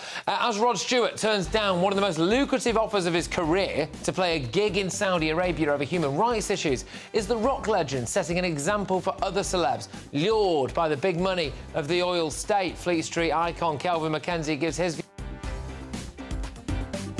to light up the Wembley Arch in Israeli colours in a blockbuster Uncancelled, and that is later tonight. But next, another controversy as Captain Tom Moore's family admit taking £800,000 from the sales of the war hero's memoir, but say they're going to keep the cash anyway. Can we trust charities anymore? My panel will be sticking around to get stuck into that one. We're also going to take a deep dive into tomorrow's front pages, and there is some fascinating stuff on the front pages, so you will want to stay tuned for that. Don't go anywhere. I think the most exciting bit for me is talking to ordinary people. People who I think are ignored often by the major news channels. We're going to give news they want to hear. There's a voice there that needs to be heard. I think there's a chance here for a diversity of opinion to be expressed, which you don't find elsewhere. It's really exciting. We don't hold back. We're free to say how decisions that are taken here affect us all around the country. Only on GB News, the People's Channel, Britain's news channel. The Live Desk with me, Mark Longhurst. And me, Pip Thompson. It's here Monday to Friday on GB News. From midday, we'll bring you the news as it breaks, whenever it's happening and wherever it's happening, from across the UK and around the world. Refreshing, feisty, but with a bit of fun too. If it matters to you, we'll have it covered on TV, radio and online. Join the Live Desk on GB News, the People's Channel, Britain's news channel. So Jubes and Kerr, we tackle the issues of the day with real, robust debate, both sides of the fence, battling it out with me in the middle with my forthright opinions and views. And often really interesting things happen because you start with a position and then by the end of the debate you find actually, well, I might not have thought about that one. What we need in this country is two new political parties. You should maybe think about doing a 2024 calendar. I'm Michelle Dewberry and I'm keeping you company right through until 7 o'clock this evening. GB News, the People's Channel, Britain's watching.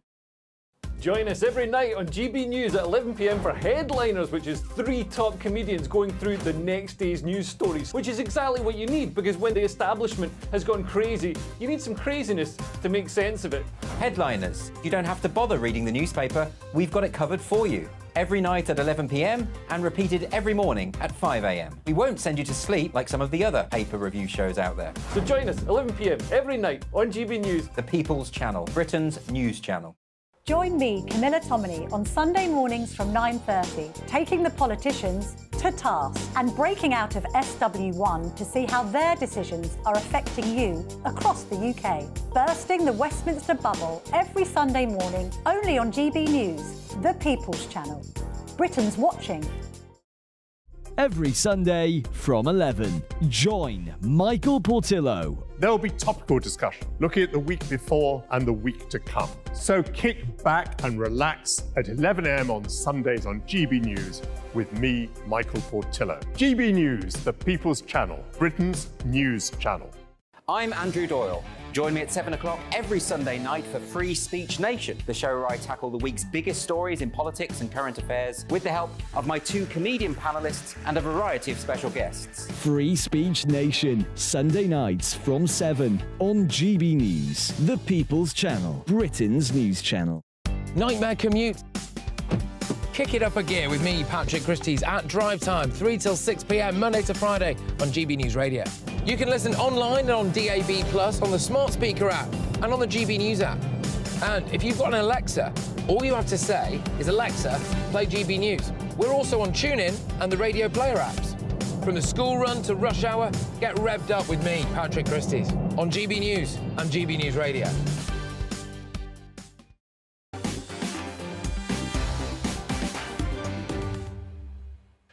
Well, let's kick off with the very first look at the front pages, hot off the press, shall we? So, the first one that I've got here is The Express. Horrific images of murdered babies show depravity in the worst way. Israel has released horrifying images to prove that evil Hamas terrorists murdered babies during their merciless attack. That is the opening paragraph on a very punchy edition of the Daily Express, and I think as well, how on earth did it come to Israel having to prove with depraved photographic evidence exactly what went on? Let's go over to the Eye now.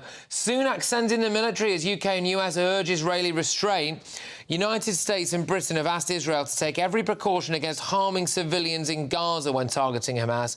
This is as a Royal Navy and RAF forces deploy to the region. America's done something similar. Israeli commanders, quote, waiting for green light for invasion, but window of opportunity is closing, they say, as UN warns of humanitarian disaster in Gaza. So that's the Eye. We're going to go over to The Guardian now.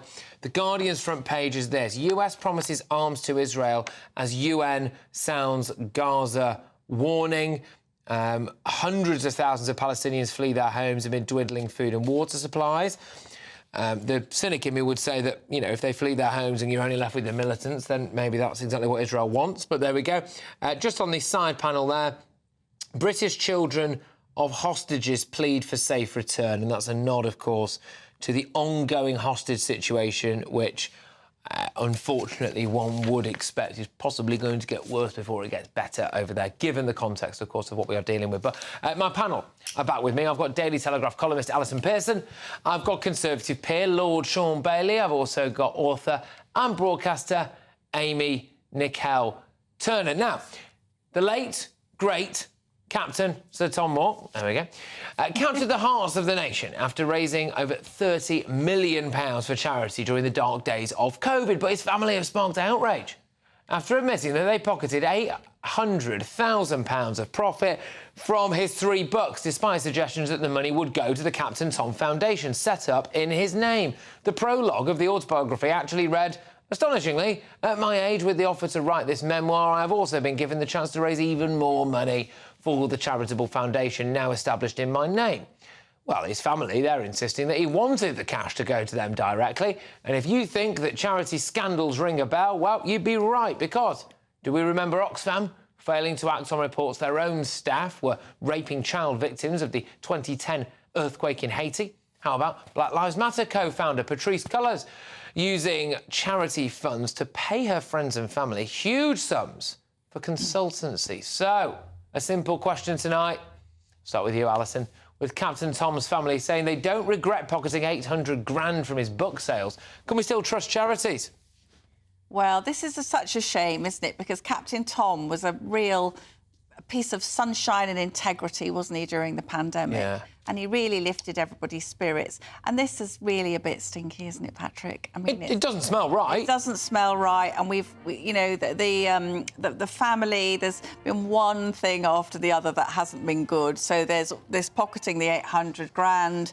There was the charity office block in the garden, which mysteriously became a swimming pool and a spa. There was Hannah, the daughter, taking some job, which about 150k, which was then vetoed by the Charity Commission. So it looks a bit grasping. Is that a word? Yeah, you're itching to get. I'm just going to emphasise the family, of course, you know, deny any wrongdoing and say that they are, as and when it needs to. They will wait for the statement from the Charity Commission. Amy? Yeah, right, so they're saying that the 800,000 was from the book and it's his assets and they're entitled to them because he left them to... It's what he would have wanted. It's what he would have wanted. It's what he would have wanted. Despite him writing Absolutely. very much otherwise. And it's also what he would have wanted for a 99-year-old man to have on his bucket list, that he wants to go long haul to Barbados. Now, the red flags were there for me with that, I have to say. Yeah, dragging him off on that long luxury Can you holiday. imagine?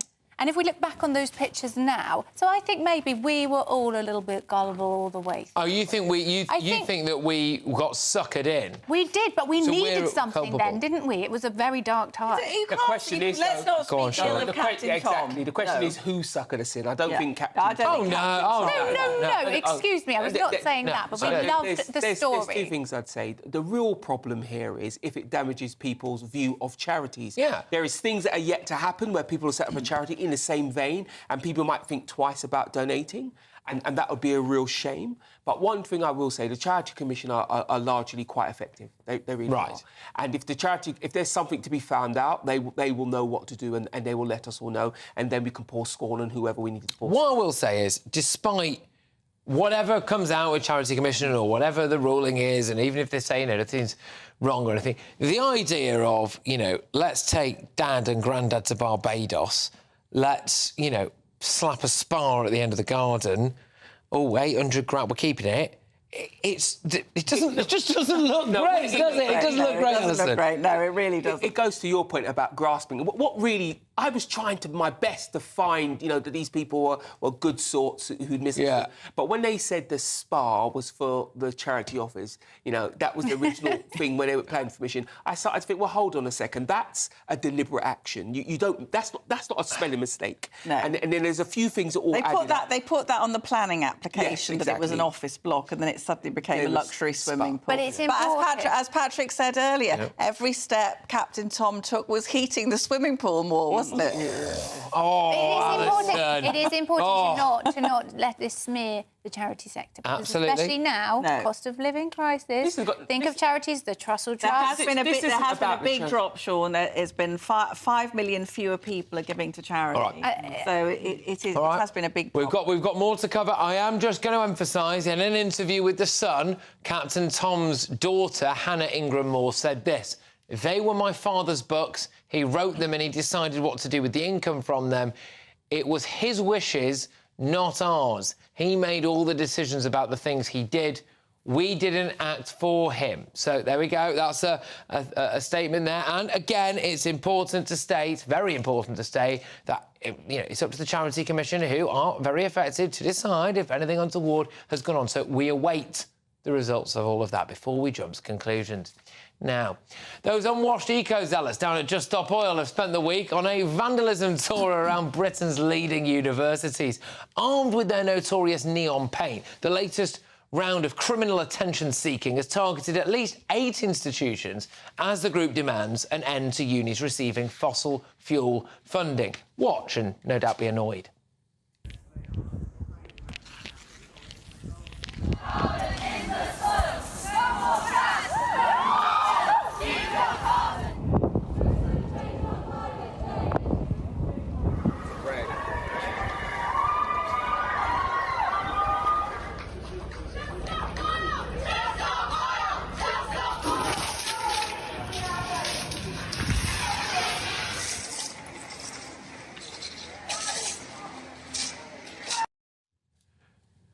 What a pathetic bunch of people here. Isn't it? Is it just me, or are Just Stop Oil now attacking the very places that they enjoy the strongest support? Unlike, of course, their infamous orange paint, they don't appear to be very bright.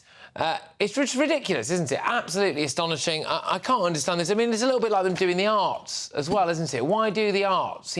These are a group of people, a demographic of people that probably would support Just Stop Oil. I find it absolutely astonishing. Anyway, coming up in the media buzz, as Keir Starmer fumbles over a question about his campaigning by Jeremy Corbyn to be PM, and John McDonnell tells activists that they can force a radical agenda on the Labour Party in power, I want to know, will Labour be captured by the hard left if they come to power? My panel will debate that a little bit later tonight. But first, in Uncancelled, as Rod Stewart turns down one of the most lucrative offers of his career to play a gig in Saudi Arabia over human rights issues, is the rock legend setting an example for other celebs lured by the big money of that oil state? Fleet Street icon Calvin McKenzie is going to give his view on Rod, as well as the FA deciding not to light up the Wembley Arch in Israeli colours.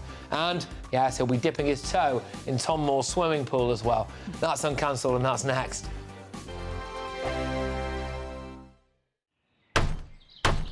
Who is it? We're here for the show.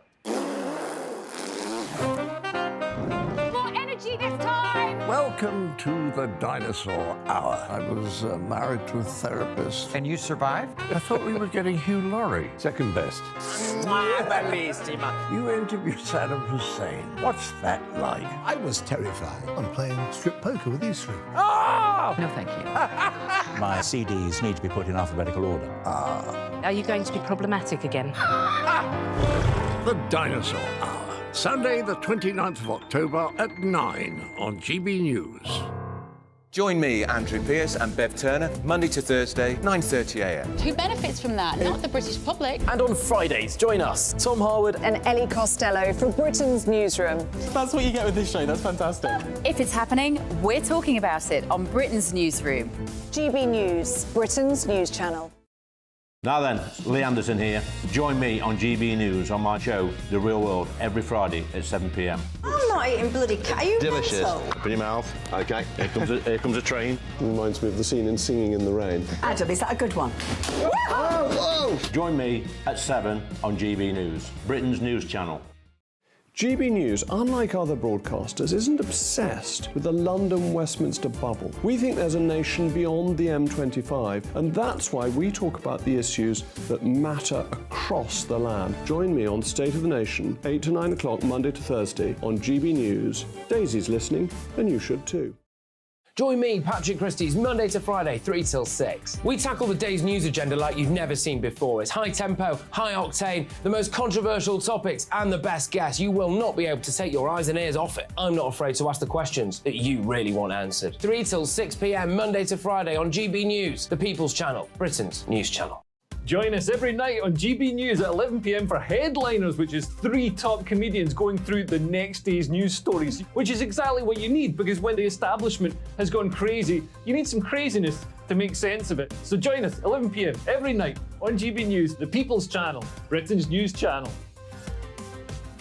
What you get for breakfast is something that, if we do our jobs right, you will wake up to news that you didn't know the night before. It's a conversation. It's not just me and Eamon. We want to get to know you, and we want you to get to know us.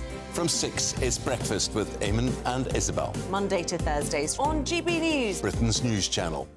I'm Andrew Doyle. Join me at 7 o'clock every Sunday night for Free Speech Nation, the show where I tackle the week's biggest stories in politics and current affairs with the help of my 2 comedian panellists and a variety of special guests. Free Speech Nation, Sunday nights from 7 on GB News, the People's Channel, Britain's news channel.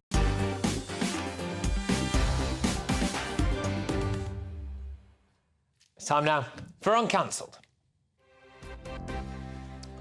This is where Britain's top commentators speak out on controversial issues about the fear of cancel culture sweeping the rest of the media. And British rock legend Rod Stewart has taken a stand against the human rights abuses in Saudi Arabia today by turning down a performance in the Arab state. He's refused what is understood to be one of the most lucrative offers of his career, citing the limited choices that women, the LGBTQ community and the press have in the country. Well, to talk about this now, I'm joined by the Wolf of Fleet Street, Kelvin Mackenzie. Kelvin, thank you very much. It's interesting that people like Jordan Henderson did not decide to take a leaf out of Rod's book. But anyway, is Rod Stewart setting an example for other celebs here, do you think? Well, I mean, look, honestly, I very much doubt whether any amount of money that is paid to him is going to make a lot of difference to his bank account. He's a hugely successful guy. I would make a couple of points. First of all, does he use Saudi oil at all in one of his many motor cars? Because that would be quite good if he started walking around saying, I don't want to have anything to do with his oil. For instance, deodorant carries oil. Chewing gum carries oil. Dentures, which may be an important aspect of his life as he gets a bit older, they carry oil.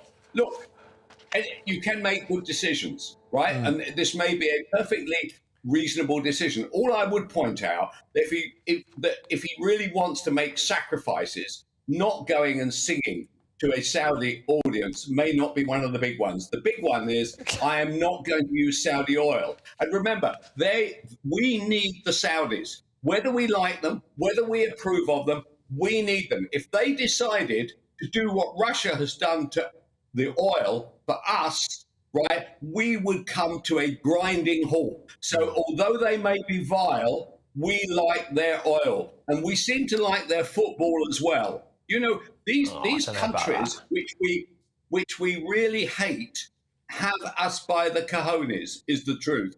One day that won't be the case. That may be about 10 or 15 years' time. Right now, so I don't admire Rod. It's a decision for everybody. I don't dislike Henderson for going to Saudi Arabia. Obviously, he has issues about LGBT, but at the same time, do bear in mind that these people that we despise, actually, we need in order to get to work. Yeah, no, exactly. Well, I mean, we armed them to the teeth and we made them multi-billionaires, I mean, to say the least. Yeah. I mean, we've done this, right, and now we need them. It's almost like we demonstrated an astonishing lack of foresight, isn't it? But go on.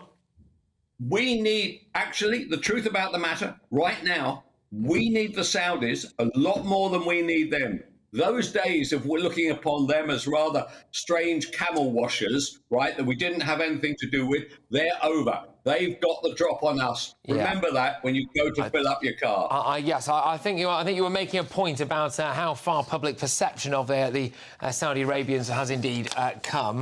So there we go. Obviously, if anybody found that slightly offensive, then there we go. But apologies for that. Now, look, Kelvin, moving on, not before time. The England men's football team will take on Australia at Wembley tomorrow night.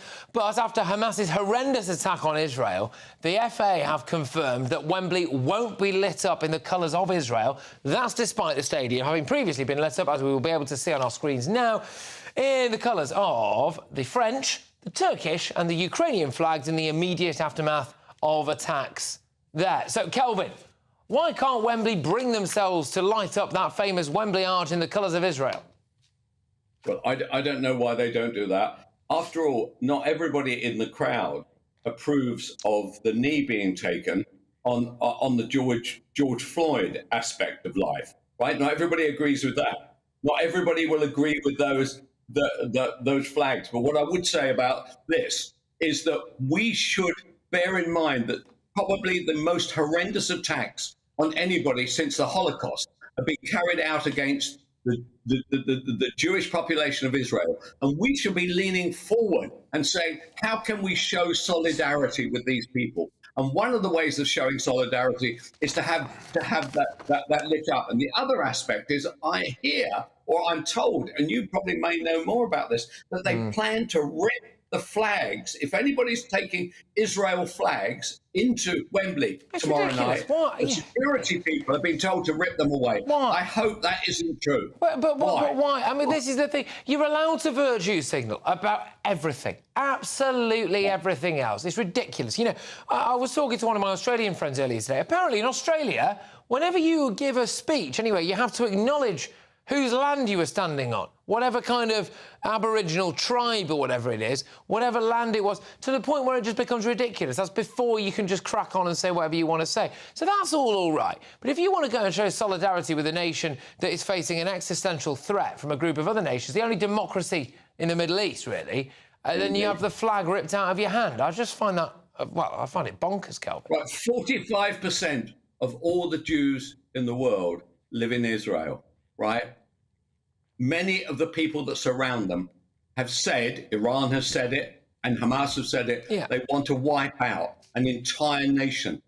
Please, let us say that football, which wants to be strong about George Floyd and taking the knee, let's say we want to be strong about solidarity with Israel. There will be some people in our country who don't believe in it, but the vast majority, and we follow the majority thought process in this country, the vast majority want us to show a real outpouring towards Israel and its people. The public in this country are asked to put up with a heck of a lot of stuff that they don't agree with. All the time, you know, men in women's changing rooms, for example. We just have to swallow that. We just have to go with it. We have to be shouted at by an incredibly vocal minority, fraction of a minority of people, to pander to a lot of those people. But when it comes to what I would suggest is certainly very close to an outright majority view, which is that Israel is our friends and we should stand up for them, Well, we have to be very cautious about that. I find that bizarre, Kelvin. I've got a statement here from the FA. We better read that out before they get on the phone, haven't we? The FA said, we'll only allow flags and kits of competing nations inside Wembley during England's game against Australia on Friday. And the Three Lions clash against Italy on the 17th of October. It will also promote a Red Cross emergency appeal to support people affected by the humanitarian crisis in the region in the stadium. Well, there we go. Kelvin? Well, by the way, they wouldn't need to have said that, of course, had Hamas, the people that want to obliterate Israel and its people, hadn't attacked Israel in the first place. It is a shocking, horrendous attack. And I would like to believe that everybody I know, honestly, would love people to reach out to Israel, and the way that football can reach out to it. Imagine if you're a Spurs supporter tonight, or an Arsenal supporter, anybody in North London tonight. Big Jewish population in North London, yeah, big. There's a big look. There's pockets. I mean, there's a big Jewish population around North Manchester as well, for example. You know, there's you know, I appreciate that there's a Jewish population right across. Well, yeah, loads of places, right, where, you know, I dare say that those communities would probably have enjoyed seeing a bit of support at a very, very difficult time. But, Kelvin, look, thank you. We could talk all night about this. We haven't got the time. Unfortunately, Kelvin McKenzie there. Thank you very, very much. Coming up, why is billionaire former Formula One boss Bernie Ecclestone up for an award in tonight's Greatest Britain and Union Jackass? Find out when I crown the final winner of the week very shortly. But next, as Keir Starmer fumbles over a question about his campaigning for Jeremy Corbyn to be Prime Minister, not once, by the way, but twice, and John McDonnell, remember him, Mao's little red book? Well, he tells activists that they can force a radical agenda on the party if they come to power. I want to know, will Labour be captured by the hard left if they come to power? That's my panel debate, and that's next.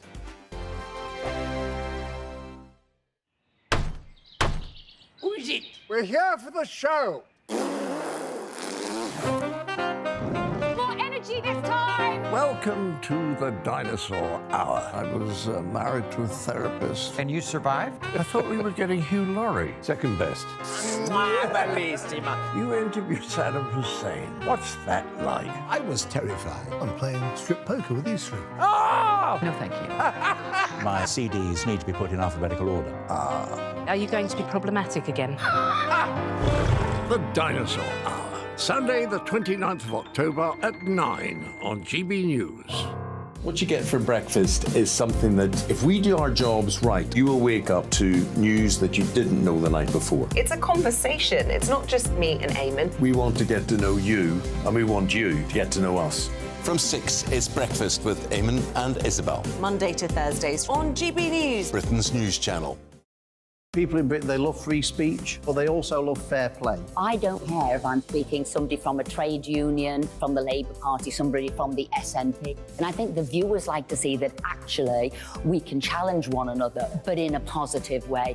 We think we ask the questions that people want to ask, and often we ask the questions that we wanted to ask in Parliament but never got the chance to ask. So join us every Saturday, 10 a.m. till noon on GB News, Britain's news channel. Nightmare commute. Kick it up a gear with me, Patrick Christie's, at drive time, 3 till 6 p.m, Monday to Friday on GB News Radio. You can listen online and on DAB+, on the smart speaker app, and on the GB News app. And if you've got an Alexa, all you have to say is, Alexa, play GB News. We're also on TuneIn and the Radio Player apps. From the school run to rush hour, get revved up with me, Patrick Christie's, on GB News and GB News Radio.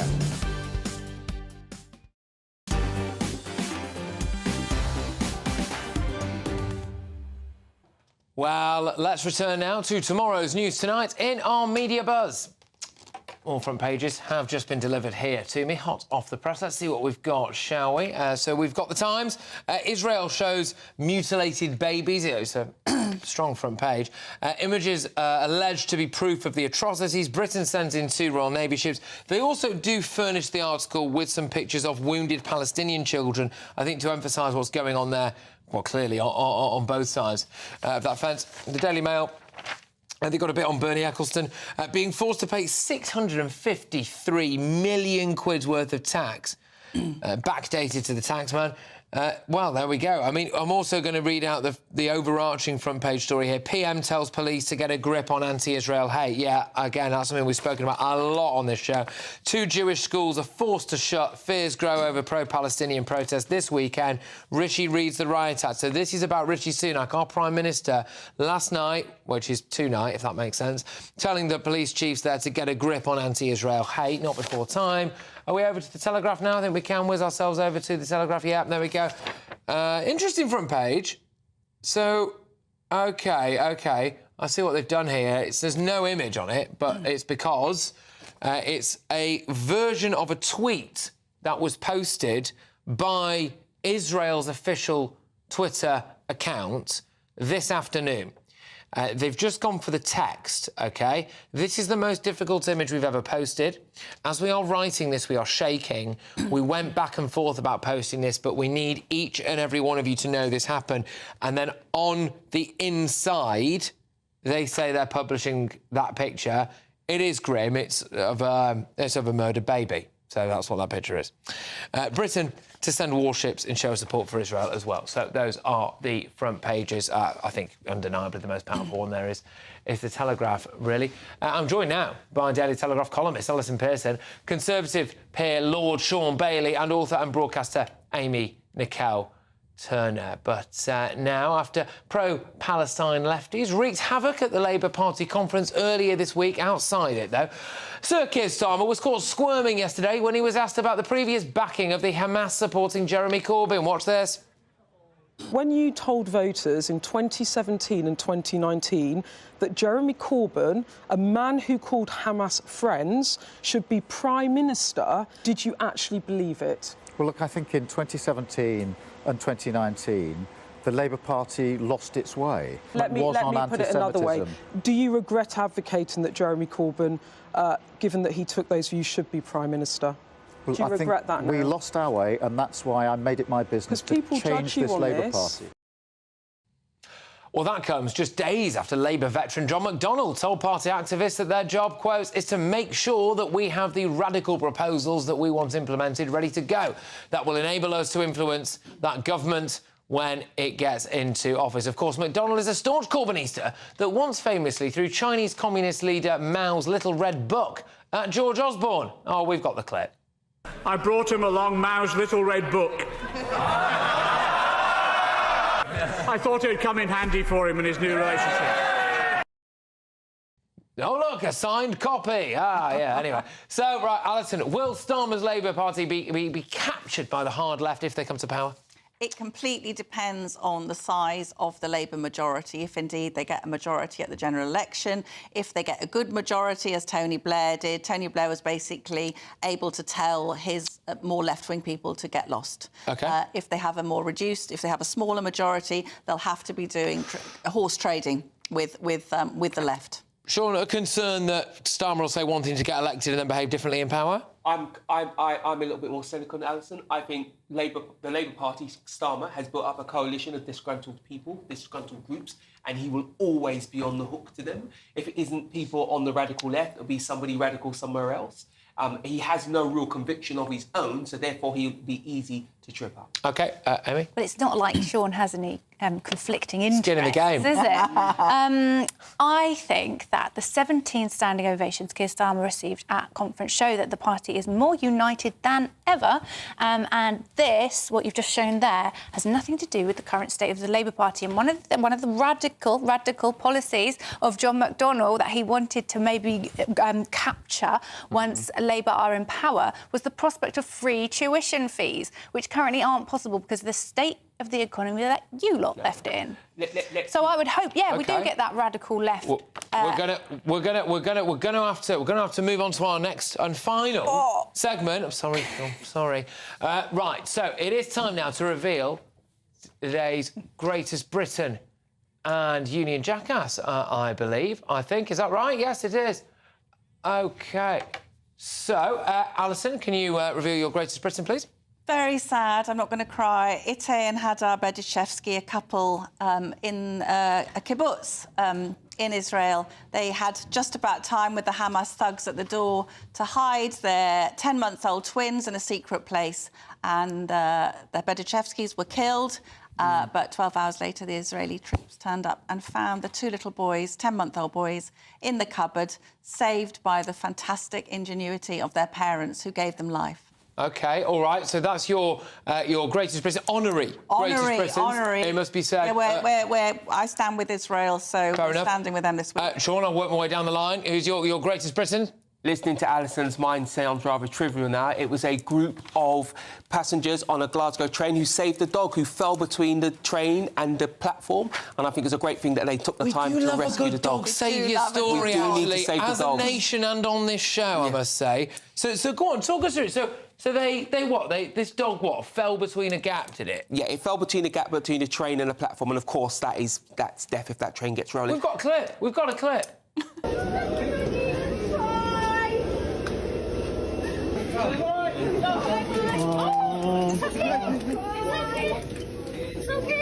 Happy. Has absolutely no idea how much danger it was in there, but there we go. Amy, go on, is your greatest Britain? Well, it's obvious. It's Sir Sparkle Starmer, OK. Of course, for winning the next general election, let's face it, with his amazing speech at Labour conference this week.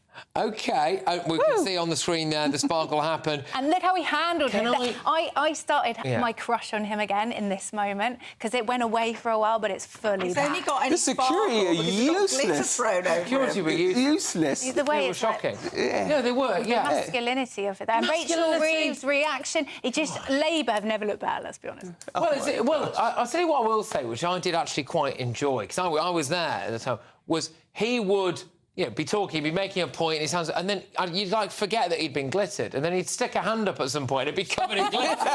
In 10 years' time, no one's going to remember what happened there. They'll call it the jazz hands moment. They'll call that moment jazz hands, They'll call it the jazz hands conference. Right, OK, so I'm going to say who I think has won the greatest Britain. And, Alison, it was your honorary greatest Britain. I mean, it could have not been, really, I think, today, with everything that's been going on. Sorry, a bit solemn, but it's a solemn... Hey, no, it's it makes perfect sense.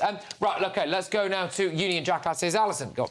The pathetic FA for not having the courage to light up the Wembley Arch in the Israeli colours when they've done it for pretty much everyone else. Really shocking moral failure. Shame on you, FA. Yep, OK, sure. Mine is John McDonnell for saying he could force a left-wing agenda on a Keir Starmer government. The unfortunate thing is he's probably right, but John McDonnell is one thing, he's consistent. I worry about Keir Starmer, who has no spine. You think he's got no spine? You think John McDonnell could be the snarling face behind the Labour Party? Absolutely. The Labour Party cannot be trusted, but at least John McDonnell is consistent in telling his truth. Unfortunately, it might become our truth. And unfortunately, we might get free tuition fees. What a disaster. OK, come on, Amy. Right, so mine is Bernie Ecclestone for cooking the books to the tune of 400 million. But at least he's giving back 650 million. But at least, But, the tax is coming. 18 years of tax evasion and no jail time. He thought he had a great accountant for about 18 years, didn't he? And then he did. He did. Until he didn't. But, the Union Jackass was Sean's nomination there, so thank you very much, Sean. That is, of course, the Labour Party potentially going to be captured by the hard left. Right, look, thank you very much. A chaotic end to the show, but I've absolutely loved it. Thank you to my wonderful panel. Stay strong tonight, and indeed every night. I will see you tomorrow at 3 p.m. when I'll be back lighting up your television screens for my regular show. Peace out, people. Hello, I'm Alex Burkill. Here's your latest GB News weather update. It's going to turn wet and windy as we go through tonight into tomorrow, but then something colder is on the way as we go into the weekend. We have an area of low pressure to the southwest of the UK, and it's this that's going to track across England and Wales as we go through tonight into Friday, bringing some heavy rain and strong winds. Further north, there will be some showery rain pushing its way southwards, and with low pressure nearby, northern parts of Scotland are going to be blustering blustery and windy as we go through the night as well. Could be a little bit chilly for some parts of Scotland, milder further south, temperatures in the mid-teens Celsius, but it is going to be a wet and windy start to Friday. And staying wet and windy as we go through much of the day. The heavy rain could cause some problems on the roads, some spray is quite likely, and when you factor in those strong winds, we're likely to see a bit of disruption. The high totals of rain, particularly over the Welsh mountains, could lead to some flooding, and there's the risk of some thunder across southern parts as well. Staying quite warm in the south though, temperatures in the low 20s here, colder further north, even though it will be brighter and sunnier with some showers. Into Saturday, a chilly, perhaps frosty start for many of us, then plenty of showers feeding down on cold northerly winds. So it's particularly towards the northeast of Scotland where they'll be most frequent and heaviest, but they are going to become a bit more widespread as we go through the afternoon. Even the chance of some winteriness over Scotland before Sunday and Monday looks mostly dry, but chilly. Who is it? We're here for the show. This time! Welcome to the Dinosaur Hour. I was married to a therapist. And you survived? I thought we were getting Hugh Laurie. Second best. You interviewed Saddam Hussein. What's that like? I was terrified. I'm playing strip poker with you three. Oh! No, thank you. My CDs need to be put in alphabetical order. Are you going to be problematic again? The Dinosaur Hour. Sunday, the 29th of October at 9 on GB News. I think the most exciting bit for me is talking to ordinary people. People who I think are ignored often by the major news channels. We're going to give news they want to hear. There's a voice there that needs to be heard. I think there's a chance here for a diversity of opinion to be expressed, which you don't find elsewhere. It's really exciting. We don't hold back. We're free to say how decisions that are taken here Affects us all around the country. Only on GB News, the People's Channel, Britain's news channel. The Live Desk with me, Mark Longhurst. And me, Pip Thompson. It's here Monday to Friday on GB News. From midday, we'll bring you the news as it breaks, whenever it's happening and wherever it's happening, from across the UK and around the world. Refreshing, feisty, but with a bit of fun too. If it matters to you, we'll have it covered on TV, radio and online. Join the Live Desk on GB News, the People's Channel, Britain's news channel. So Jubes and Kerr, we tackle the issues of the day.